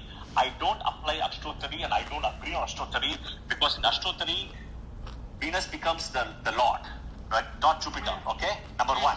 Number 2, in Ashtotri, there's only 8 planets. Ketu is out. So you cannot eliminate Ketu. Okay? So I'm always skeptical when somebody does with Ashtotri to give an answer, because Ketu energy is so important. It's out. There are only 8 planets in Ashtotri. Okay, and the total comes to 108 years in Ashtotri. Okay, so it is difficult for me to understand and apply Ashtotri Mahadasha. So I eliminate that. So like that, I have every logical reason to eliminate everything. Now, just the same way I am giving a logical reason, I'm sure other people can give logical reasons for everything else, for why Ashtotri works. But Vimshotri, I think, is a very good system which works if you're able to navigate through it. Got it, Srini. Thank you so much. Sure, no problem. I will move myself to the audience. It's okay. I always say this, right? I always say, do what works for you. Simple, Lalita. I mean, it is not about right or wrong. As I said, there are 4 ways from your home to the airport. Okay? Whichever you're comfortable with to drive based on the time, the traffic, the driving conditions, or which you feel comfortable, do that. That is what I would say. It is not about right or wrong here. Does it make sense, Lalita? Yeah, Lalita, can you hear me? Sorry, I was talking to my computer. It's just a little information overload. I'm like overheating listening to today's session. Yeah, Venus is the same thing, right? But to summarize is what works, do it. It's not about right or wrong here, right? What works, do it. And all the same way I'm saying is that you cannot eliminate Venus. Venus is the second greatest benefit. Okay? When Venus aspects planets, it gets dignified. Parashara says Jupiter and Venus. Okay? And here is a beautiful part which I wanted to say earlier. We went in another direction. Okay, we went in another direction. We couldn't. I would say cover it. Right? Venus is the only planet. Okay, hear me out carefully. Okay, I forgot to say this earlier. I'll say it again now because I came to be a summary thing. Venus is the only planet where in both his houses there are two planets getting exalted. In Moon getting exalted in Taurus. Okay, and Saturn getting exalted in Libra. Now, one can also say Rahu getting exalted in Taurus as well. Shadow planet. So imagine how many planets are getting exalted in the house of Venus. Imagine here, at least two. Now look at Mars, two houses, right? Sun Aries, but Moon is debilitated in Scorpio. Okay? Take Jupiter. Mercury get exalted, debilitated in Pisces, Venus is exalted in Pisces. So 1-1. Sagittarius, all planets will do well. Okay? Take Gemini, Virgo. Venus debilitated in Virgo, Mercury exalted in Virgo, nothing in Gemini. Rahu does very bad in Gemini. Okay?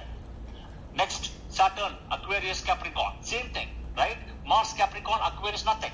So Venus is the only planet which has got both the houses where other planets are getting exalted. Again, you have to understand exaltation and Mula Trikona differently. Okay? That's it. I am done for today. Any other questions? Kavish, Kuchina, thank you for your help. Any other questions?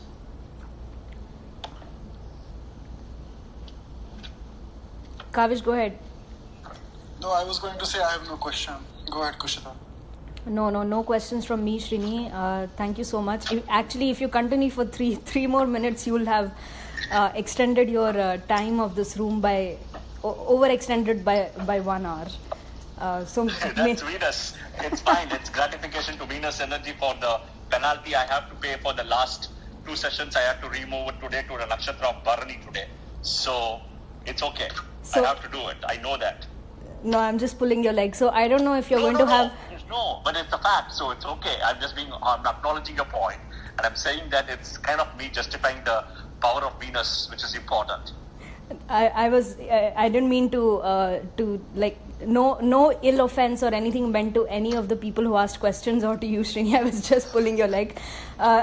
Just a plug, Lalita has a room starting in 18 minutes on nakshatras, and this is the second cycle of the nakshatra boot camp, the 81-day boot camp. So today she's discussing Ashwini and Bharani. So please follow her, please follow Srini, Kavish. We are all in that room usually, so I don't know, Srini, if you're going to have time to attend, but Lalita, do you want to say anything about the boot camp? So we finished the first cycle of the 81-day boot camp. So the first cycle we finished the mythology and the stories and general discussion. The second cycle is going to be a little different for the next 27 days, and today I'm going to do 2 because I didn't do it yesterday for Ashwini. So today I'm doing for 2 nakshatras, Ashwini and Bharani. And what I'm going to do is basically figure out how to interpret planets in nakshatra.